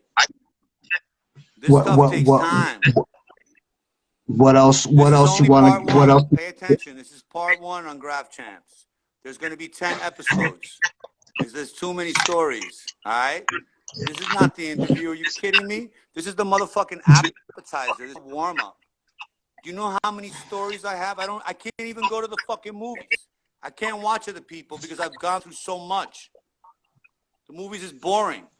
My life is like fucking Avatar, bro. What is your craziest graph story, bro? Craziest graph story. I don't think I want to talk about that one. so what's the one under? Read the Vandal Squad book. Me and Neo were in St. Louis, right? and we had this plan, you know, this trip planned to St. Louis. We both wanted to paint it. It's a dirty city. You know, it's got a lot of graffiti. It was definitely something that I wanted to do in my bucket list. So we made it a 5-day trip. You paying attention? 5-day. I normally do 3-day trips. So the first day we get down there, we fucking destroyed it. I mean, it was an all-nighter till about probably 5 in the morning. And we went with this other guy. He took us around. He was up in St. Louis. I give his name right now. I'm sorry, but he was such a cool guy. He took us to all the dope spots. Pay attention. Pay attention. So Neil looks over at me and he goes, "Yo, let's do that rooftop." And I'm like, "Well, I don't know, man. The daytime's about to come up, you know?" And it was off the highway, which means if do the roof, all the rush hour traffic's going to see us. So we're like, fuck it, let's do it. So we get up there, the three of us, and we do some really big top to bottoms. Super big top to bottoms. So when we're done, in my way down the roof, and, you know, Neo's taking pictures. I'm super out. I'm like, "Yo, we got to go." And as he's taking pictures, I guess the cops saw the flash, because when we got down to the roof, they were already there waiting for us. So I looked at Neo, Neo looked at me, and I'm like, "Look, we have no paint on us." I had gloves. I got rid of the paint. I had nothing related graffiti. So I'm like, I'm just going to tell the cops I'm a photographer, you know? Fuck it. So we were planning to walk up to the cops. But I don't know what happened, because life is like a movie. Next thing you know, me and Neo are running. And I'm like, I asked myself, why am I running right now? I'm in another city. I don't know anybody here. St. Louis is one of the worst jails in this country. I'm like, I'm like super stressed. So me and Neo split up. We both get away. He's hiding in the bushes. I'm hiding in the bushes. Like an hour later, I hear the cops with the dogs, and they're looking through the bushes for us. So I come out, and I tell the cops, I'm like, "Hey, I'm a photographer." You know, they were pretty cool. But Neo, when they saw him, Neo is like 7 feet tall, super big. He looks like The Rock, like with hip hop clothes. So fucking Neo comes out, and the cops stun gun him right away, and he falls to his face. My friend falls to his face. Do you know how nervous I was? He fell on his face. He cracked his whole face open from that fall. So now the cops say, "We got to bring you in," even though they believe the photographer story. They're like, "We got to take you in because we stun gunned your boy." You ready for this? We end up getting to the bookings. When we get to the bookings and we walk into the actual cell, there's like 20 people. And everybody got up and offered us the chairs because we were full of blood. We looked like we got into the worst fight. We looked like we were bouncers. So everybody in there just showed us mad love. And then when we got to the judge, he said that all the cops liked us and whatever, and we were super cooperative, and they just dropped it. So it was dropped. So then I told Neo, I said, "Hey," this is the craziest part. I said, "Hey, Neo, you know, we should get on the plane and just go home." And he looked at me, he said, "Are you fucking crazy? This is a 5-day trip, nigga. We're gonna kill shit." I'm like, "We just got arrested." He's like, "Yeah, but not for graffiti." We didn't get arrested for graffiti. He was arrested for trespassing for taking the pictures, but it was dropped. So I say that's one of the craziest stories because, you know, to watch my friend fall to the ground like that, it's a feeling I can't describe.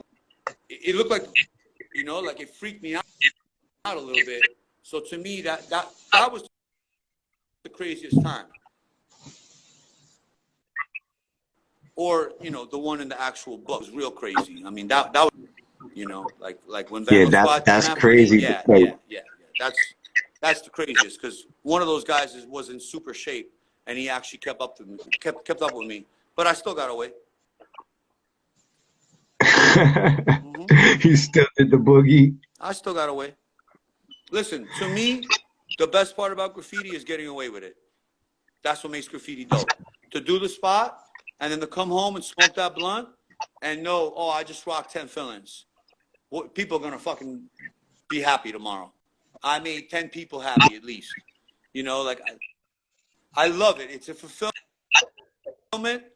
that I don't, I can't even describe how much I love it. And this is not something I talk to people about because I don't talk to people in the normal world about this stuff. Never, ever. I don't mix it with normal life. Pay attention. That's okay. Your girl don't give a shit how many fillings you did. Your boss doesn't care if you're king of the 7 line. Like, keep that shit to yourself. First rule of Fight Club is you don't talk about Fight Club.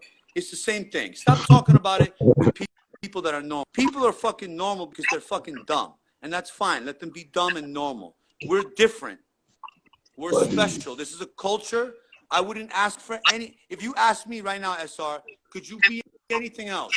What would it be? Would you want to be a millionaire? Would you want to be Michael Jordan? Would you want to be Madonna? No, I want to be fucking SCAE motherfucking 1. I'm so proud to be this amazing person that I've become. Super That's proud a fact. of it. That's what's up.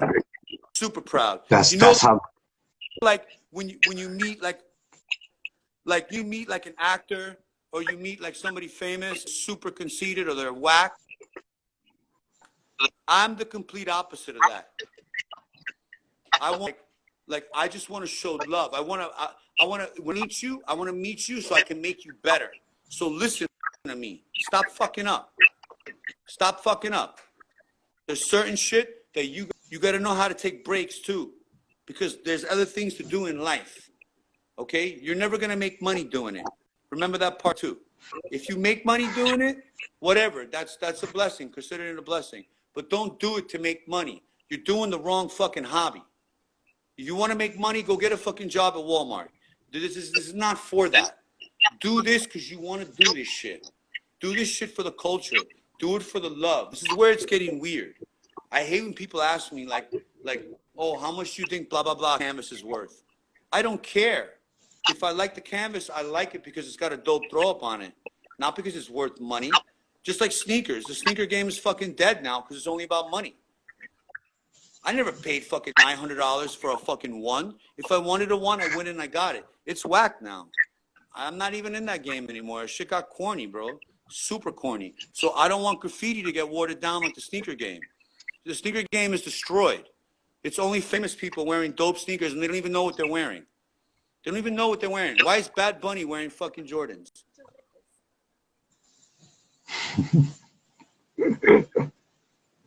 That's funny. Okay, hold on. Now, I got a little sidetracked because, you know, there's a little family here.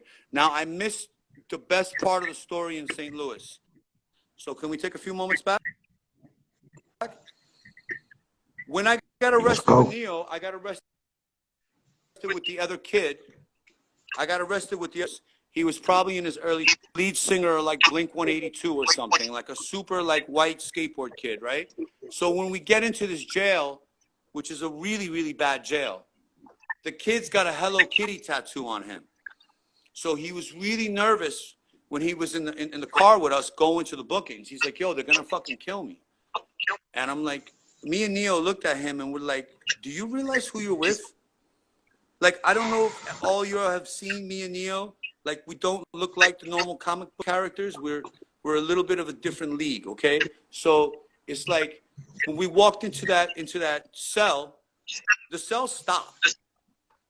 It's completely stopped. And the kid loosened up. He actually loosened up. He felt a lot better. So that's the kind of love that I like to show. That's why I'm telling you that part of the story. When he had the Hello Kitty tattoo, he was so nervous about going to jail. And I'm like, yo, you're with us. No one's going to fucking touch you. And that goes with anyone that rolls with me. If you rolling with me, you rolling with me. You don't got to worry about nothing. I'll take care of you. You don't got to worry about anything. Just make sure you got blunts and weed and we're good. So we could chill. Unfortunately, I did all my graffiti with no weed. I want to tell you that part. Hold on.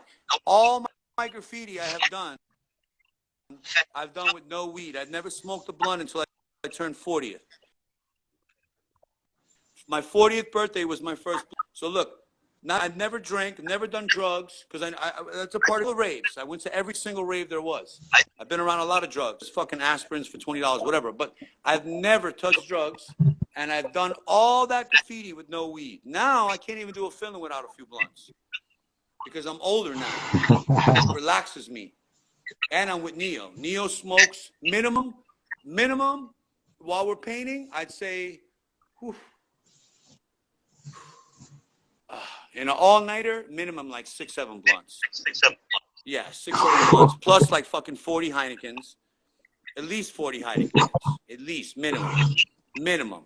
Like, if you ever go to a spot that Neo and I did, and you take flicks the next day, I guarantee if you're like a detective and you look around, you'll find a few Heineken bottles. For sure. 100%.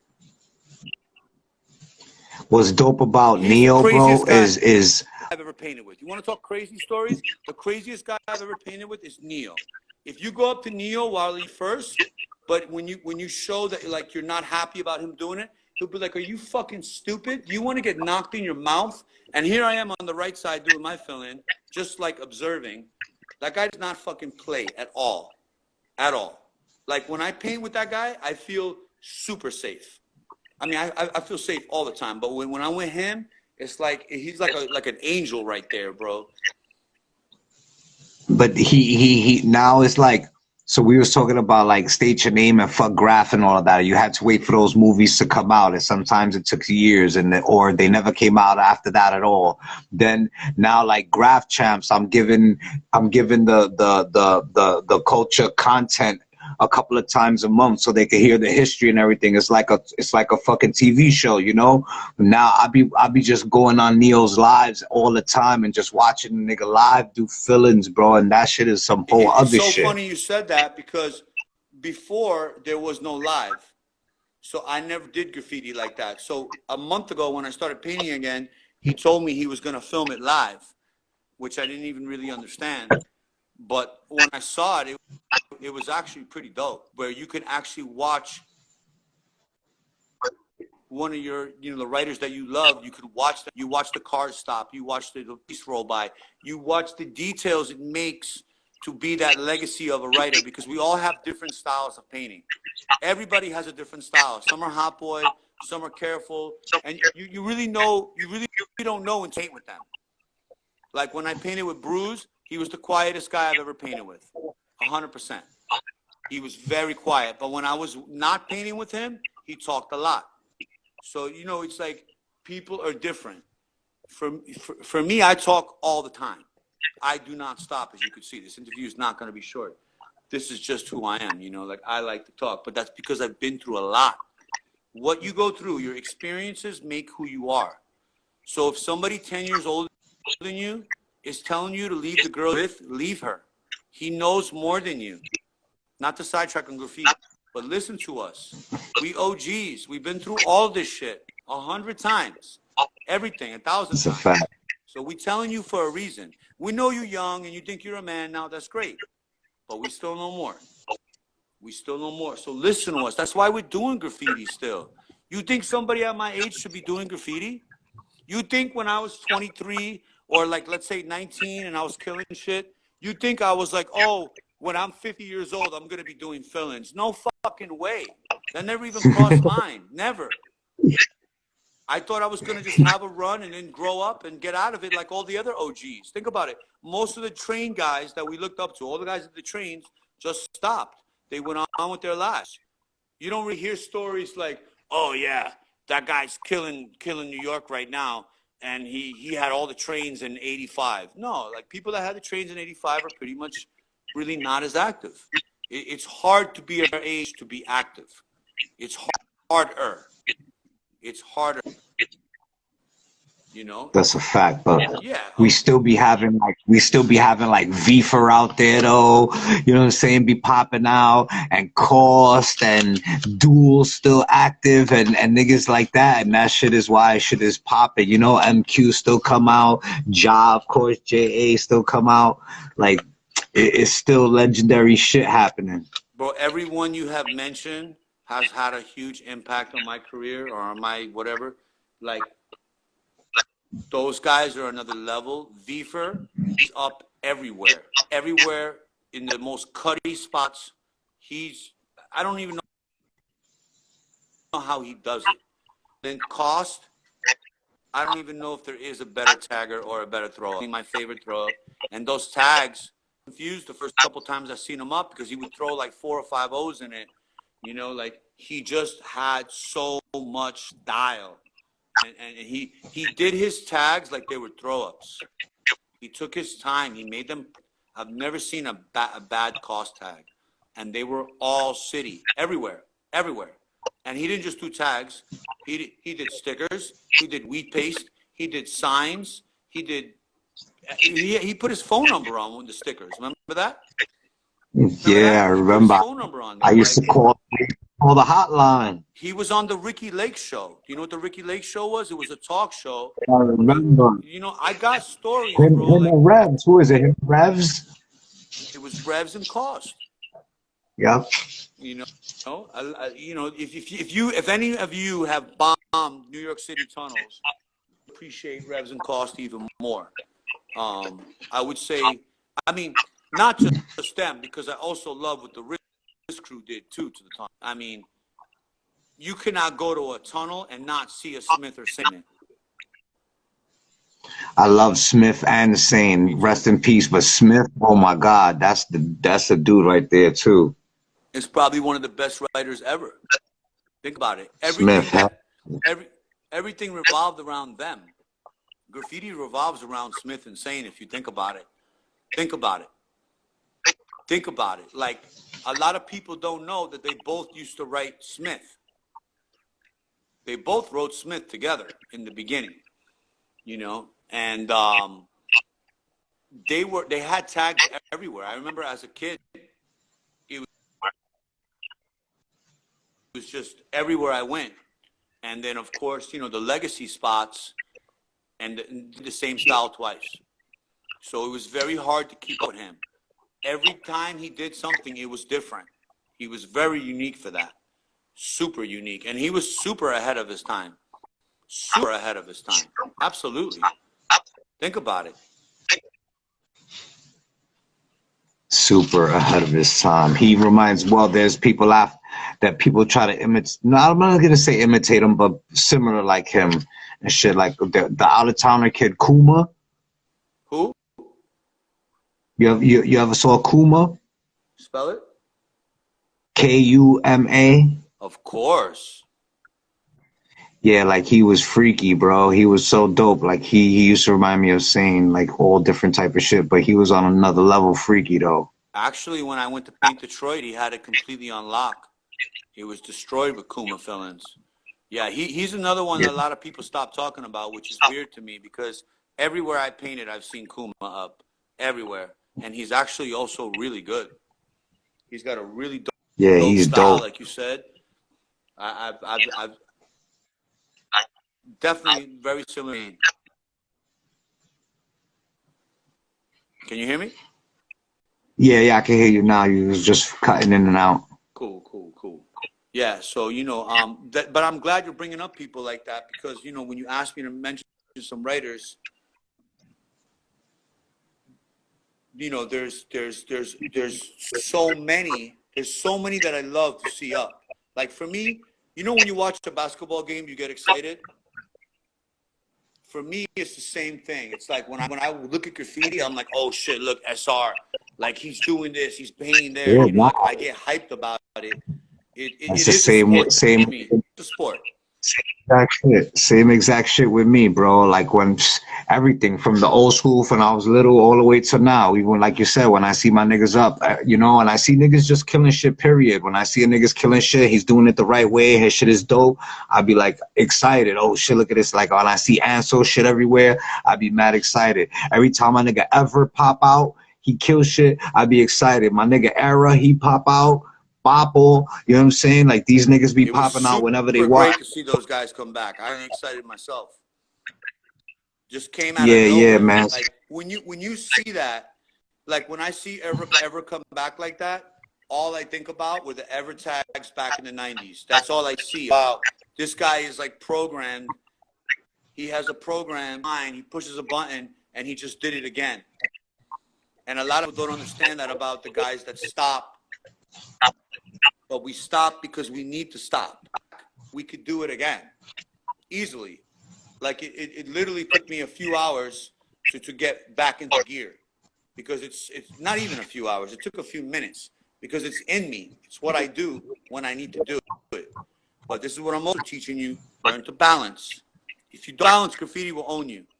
It will own you. It's owned me many times. I've lost a lot of good friends. I've fucked up relationships. I've lost jobs. I don't even want to get into that part of it. Because I let it, I didn't let, it's not because of graffiti, it's because me of graffiti owned me. That important, meaning if you got shit to do the shit first. Make time for it. For example, Neo. And you guys should know, Neo did all 50 and he's traveling the world. Neo is the best father that I've ever witnessed in my entire life. Okay? Listen carefully. Even though it has nothing to do with graffiti, that's the best father that I've ever watched. I know Neo for 10 years now. And in 10 years, I've grown, and I watched how he's molded them to these amazing two human beings because of his great fatherhood. He has never let graffiti or any of that in the way of him being an amazing father. You get my example? These are important. You got to pay attention. So if you got a girl and you're not taking care of her, somebody else will. Remember that. Remember that. Balance it. Even if you got to bring the girl with you. I've invited my wife. She's not going to come. But I was like, look, if you're going to bitch about the 6 o'clock in the morning shit, you could come and watch if you really want. Of course she don't want to do that. But, you got to show them that you care about them even when you're doing it. To me, that's the important part. I want people to know that even when I'm out there, because, when I'm out there, I'm focused. I'm not thinking about anything but graffiti. So I'm out there and I'm painting. When I'm done, I'm coming right back to you. We're going to go right back to a normal life.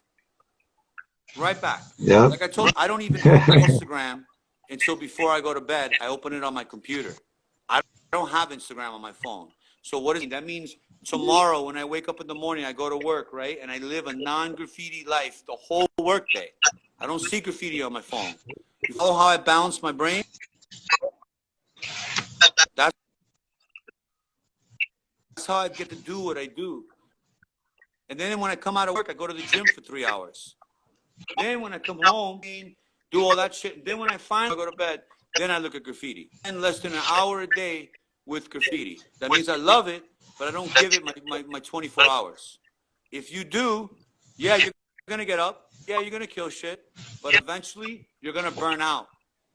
You're going to burn out, and then you're going to fade away, and you're going to hate graffiti. And then that's it. You're just going to be, that's it. You're going to disappear like everybody else. That's why a lot of people are not consistent. So I'm teaching you how to be consistent. First, do the work. Yeah, first do the work. Whatever your hustle is, do your hustle, do your work. That comes first. Graffiti is our luxury. Graffiti is not, you can go without doing it. It's going to be there tomorrow. Learn that balance. To me, that's the best advice I can give. Like, balance it with your regular life. And stop trying to teach people in your life about it. They're not going to get it. They're not going to get it. I'm almost 50 years old and my father barely talks to me. He feels like I'm just a graffiti guy, So it's something I'll never be able to explain to him. And it breaks my heart because look how you look at me. Look how you look at me. I would love my father to know how important I am to this culture. But he's just never going to understand it because he's Eastern European and he's on a different level. And that's fine. It's what I'm trying to teach you. You can't teach people this shit. They're not going to get it. Even though graffiti is trend right now and it's a little easier to explain because it's trendy and it's like, you got Wynwood and Soho and like where it's kind of like, but it's difficult. So keep it to yourself. Tell other writers about it. I don't even have graffiti conversations. I only talk to a few writers. This conversation that we're having, these are stories I haven't told in years. Maybe a few of them I told Par the other night, because Par got more story than me, for sure. Like Par has mad stories. Why? Why do these people have stories? Because of all the bombing. Every time you bomb, it's different. If you play the same video game over and over, it's always the same. You're going to go to different levels. Graffiti is always different. It's always different. Yeah. Every single, you never know what you're going to encounter. Never. Never. And you already know my favorite spots to paint are the hooker spots. So when I'm painting hooker spots, I see everything. Everything. I've seen everything.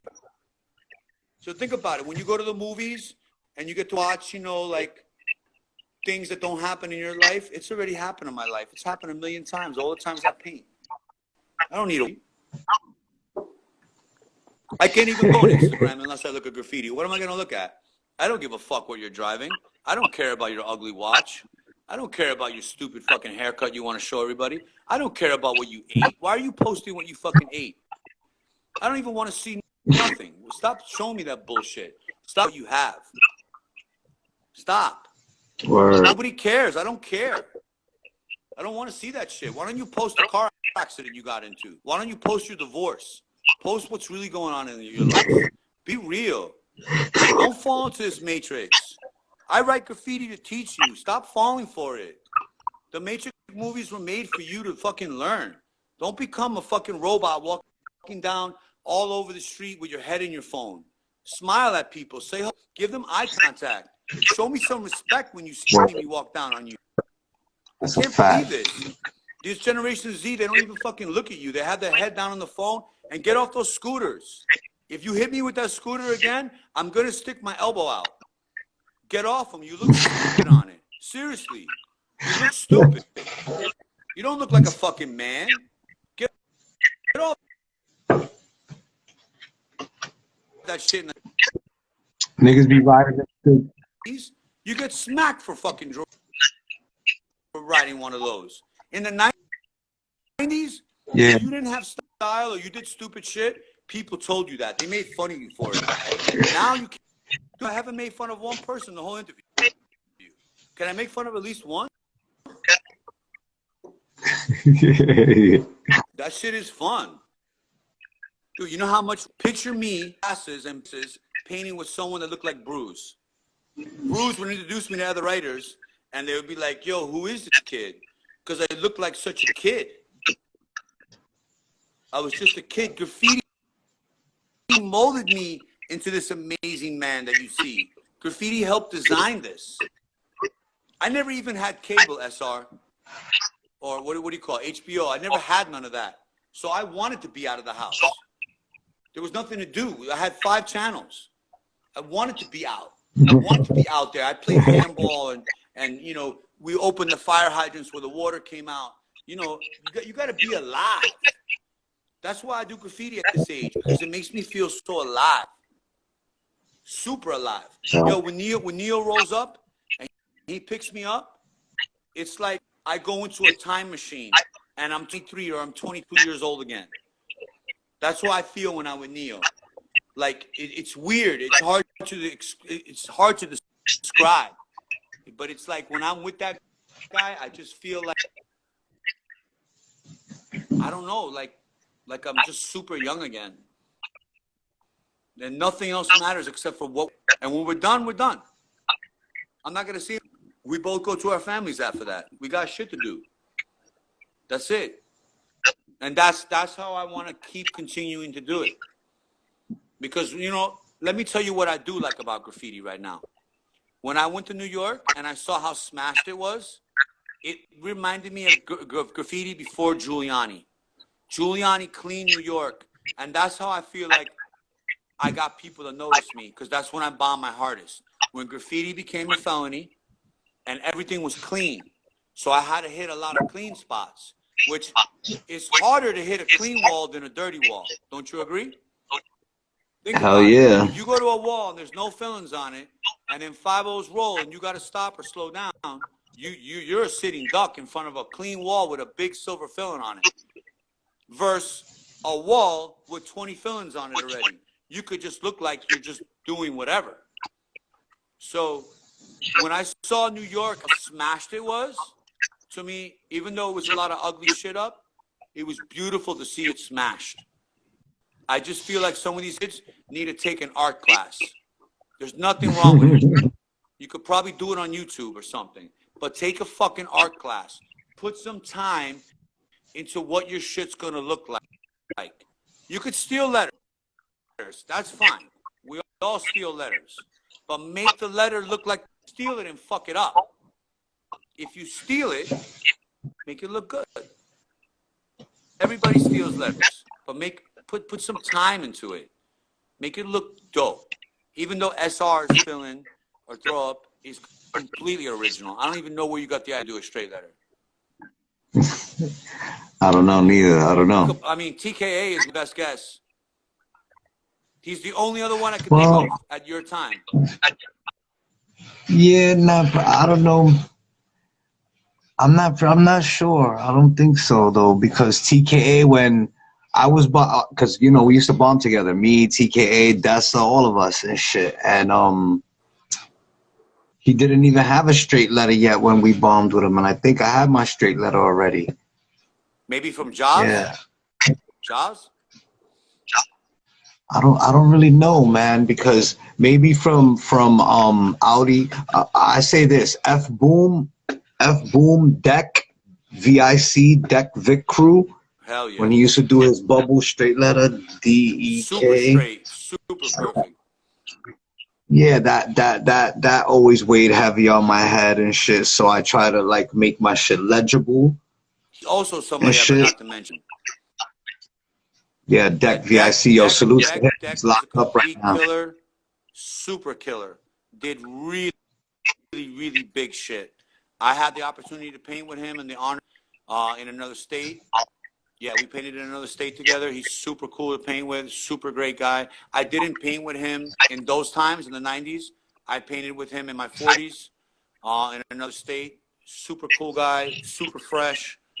And, you know, definitely for me, like, I remember when I was painting the L line, he really intimidated me because I wanted to go to the L line and do big shit, but he already had the biggest shit on the line. So for me, it was like, I don't know, I try to do fill-ins away from his. It was very intimidating. Yeah, he does the biggest shit and perfectly straight. Yeah, he's super dope, bro. Yeah. Yeah, he's a super big influence. You got so much originality, and your throw-ups, your straight letter looks like your tag. Think about it. You know? Yeah, it does. It does. Salute Neo, bro. So legible. For real. There's nobody that cannot read your throw-up or your tag. Think about it. It's so perfect, and it's so simple, yet it's so hard. It's not an easy throw-up to do. Yeah, especially if you're in a dark spot. I'm gonna fill-ins and like the really. I'm gonna start doing some throw-ups. Bro, for real. Bro, I've just been doing tags the last few years. I haven't, I do a throw-up. I'm happy when you hit the green fences with the white outlines. That makes me super happy. Those green like wood things. Yeah, just beautiful. Because look, you don't have to spend as much time. Think about it. You're not filling them in, and they're gonna rock for a few months, and everybody sees it. So just get to that first, like warm up. Like I told Neo, I need to warm up, and he laughed at me. He's like, "There's no fucking warm up. We're gonna go hit a hard spot and doing tags. Warm up. Do 30 of those first filling. It comes out perfect. Just do those outlines, bro, and paint with people that are so look at us. They only, think about it. When I was 20 years old and I'm painting the Bronx or I'm painting Brooklyn, or Dubai gave me a dirty look because I'm a young kid in a bad neighborhood. Now I'm just an old guy looking like I'm coming home from work, food, or having a coffee cup in my hand. Blend in. Because that's the hardest part. They never see us doing the fill-ins. They see us walking to and from the spot. So that's what you got to work on. You got to work on to and from the spot. That's the hardest part. To me, definitely that's the hardest part. Yo. Yeah, I'm good. I'm just reminiscing, you know. You got me reminiscing real hard, bro. All right, all right, all right. You gotta understand, like, this interview is important to me too. Think about it, because I know people got questions or people have assumptions or whatever you want to say. I'm right here, and I'm telling you from the beginning. I don't know why I got graffiti. I got into graffiti because the streets love me way more than my family did. Straight with you. And when I saw the satisfaction of how the streets love me back, it made the addiction go bigger. I had a lot of problems at home, level, but they're just different. So, you know, when I saw how the streets love me back, I get like, you remember the first time you went into a strip club? It's that same feeling that when the girl pretends to like you, because the streets pretend to like you. It's not real. You know that. They only like when they're active. When I'm not active, nobody hits me up. But that's okay. That's life. So, you know, when I'm active and the way people respond to me, I can't describe that love. It's the love that I crave. I crave that love. So if I crave that love and that attention, it's only going to push me to do more, bigger, badder, fresher throw-ups. And I'm going to do them all just for you. Because I love each and every one of you. Even the ones I don't like, I still love you. I still love you. Just like the words from So that's gonna be a mission. All right, the greatest MC of all time.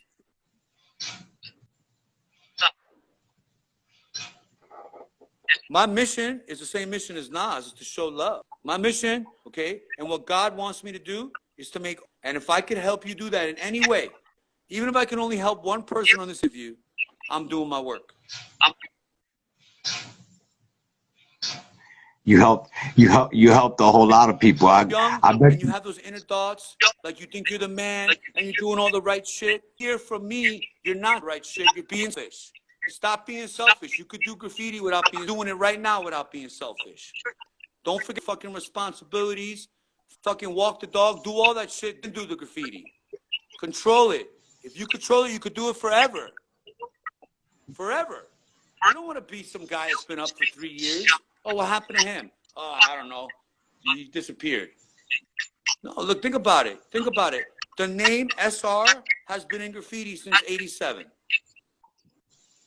You've never completely disappeared because you know how to control it. You got kids, you got family. You got to take a break. You got to do real things. Graffiti has to wait right now. It's time for you to get in action. That's the whole purpose of the interview, was for me to get into your head.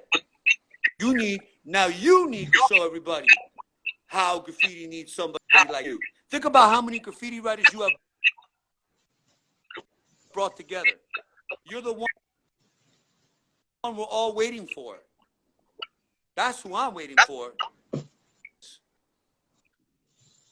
All that shit you said, you know, I watched all that. I seen all you guys getting up together. I do that shit. I want to see that. Explain to the wife, hey, I got some work to do. That's it. It's work. That's it. It's work.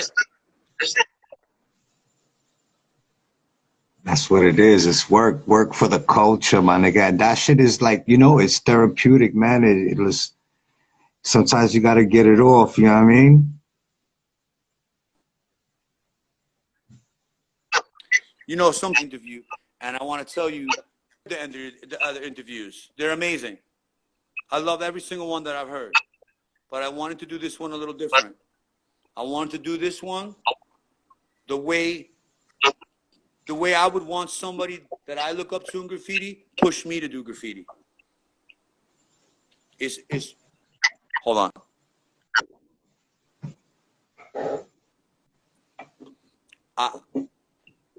So you know,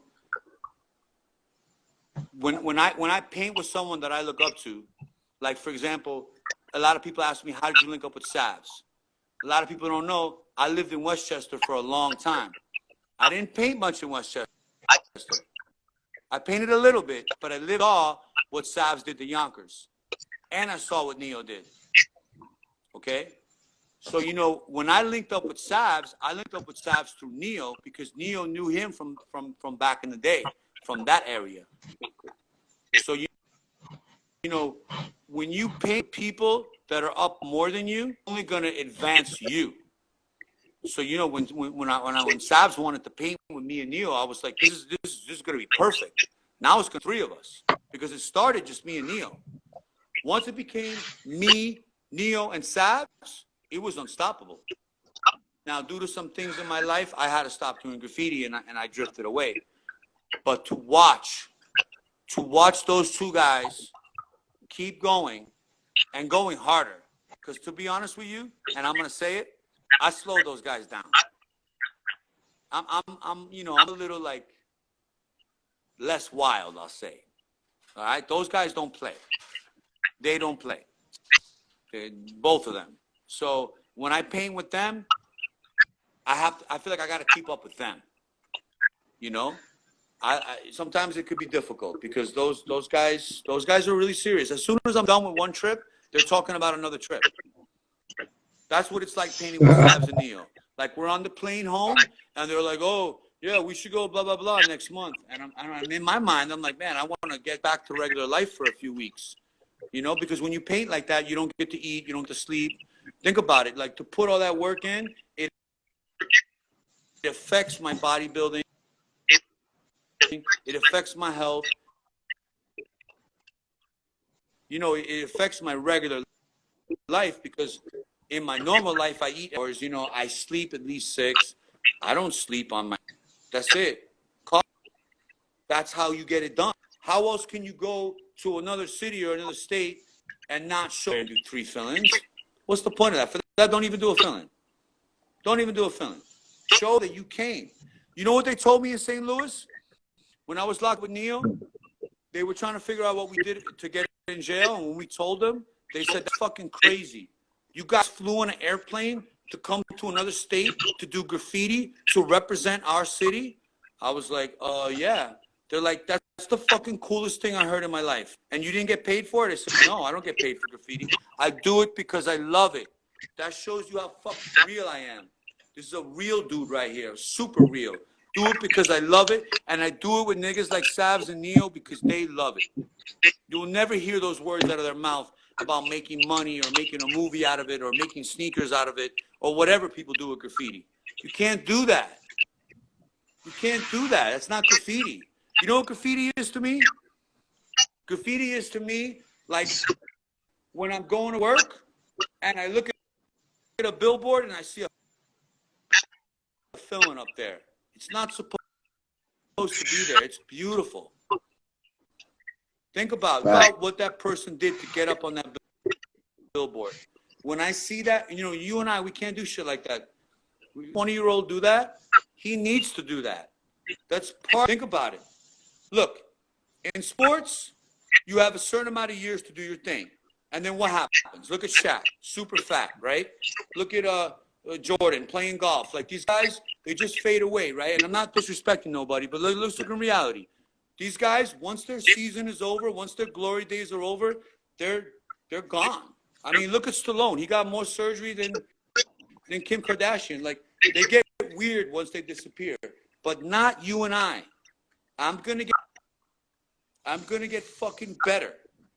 I'm gonna do this so the culture gets better. That's why I'm still doing it. Think about it. I'm not retired talking about the 90s. I'm active. Think about it. Neo rolls up to my house and gets me to go active again. Why?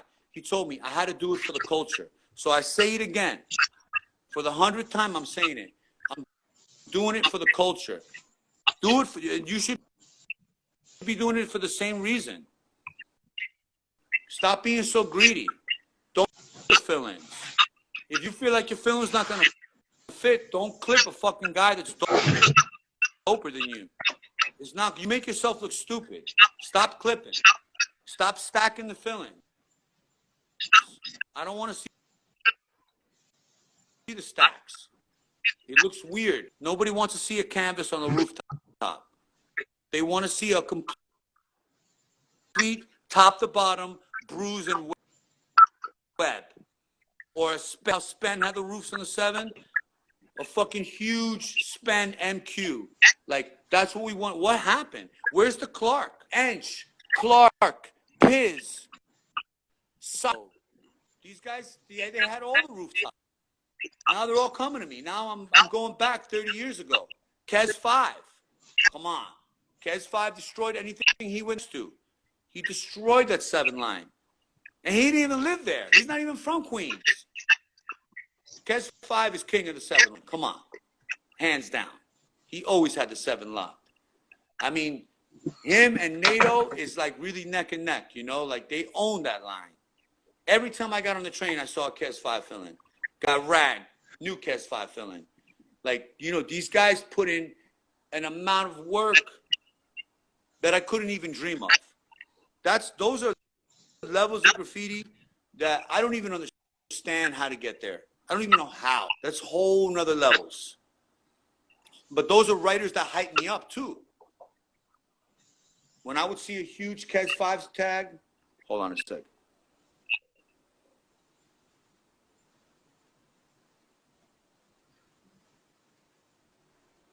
Oh yeah, Kes had no spots. Sorry for the interruption. Yeah, so, you know, all those are a reflection of how my style was born, how my shit came out the way it did. So I'm telling everybody this because you got to stop doing the bullshit. If the bullshit keeps going on, graffiti's going to fade away like Shaq and fucking and Stallone. That's what's going to happen to graffiti. People are going to look at it and be like, yeah. Like, when I first started, it was really hard for me because everybody kept telling me, oh, you're starting at the wrong time. And I'm like, what does that mean? They're like, oh, graffiti's kind of played out now. The trains are clean and the highways are clean. So some people that were like big writers, I'm not going to say their names, but they kind of looked at me like, why are you getting into it now? And I'm like, in my mind, it was a whole new revolution of new writers. Think about it. If they didn't clean the trains, then, you know, like FTR and all those guys would have never came out. Think about it. So not many people from the train era kept going, but it just gave room for a new batch of writers to come out. So I'm speaking to the new batch right now. You got a new batch of writers, and you got New York fucking destroyed. This is the time to do it. Take the art class, fix your throw up, and go to those streets and do fill-ins on every single street, because that's the way New York is supposed to look. That's the way it looked up my whole life. New York was rad. And then in 96, when Giuliani came, he cleaned it up. People got weird. All the out-of-towners started moving in. New York wasn't like that in the 90s. It's weird. No offense to anybody, but when I go to New York, to me, it's weird. Everybody's on the phone. There's just, people are like weird. They don't look at each other. Nobody has culture anymore. Everybody's like wearing the same shit. And everybody's on the phone, again, I'm going to say, with the ear pods. Like, it's like they're not there. How can I talk to you if you have ear pods in? How do I make a conversation? I can't even say, hey, nice day, right? You have ear pods. You're in your own zone. Super weird to me. Super weird. We need to get raw again, bro. When I was doing graffiti, can you picture me? Like, let's just picture me, I don't know, 20 years old with corn in the Bronx. Okay? 2 white guys in the Bronx. There's like 9 thugs on the corner drinking 40s with like the trunk open and the boombox playing like some hard Tupac, and me and Corn doing fill-ins. What kind of fucking dirty look you think these gave me? I had to make friends with them. How do you think I do it? I go up to them, I make friends with them. That's how I do it.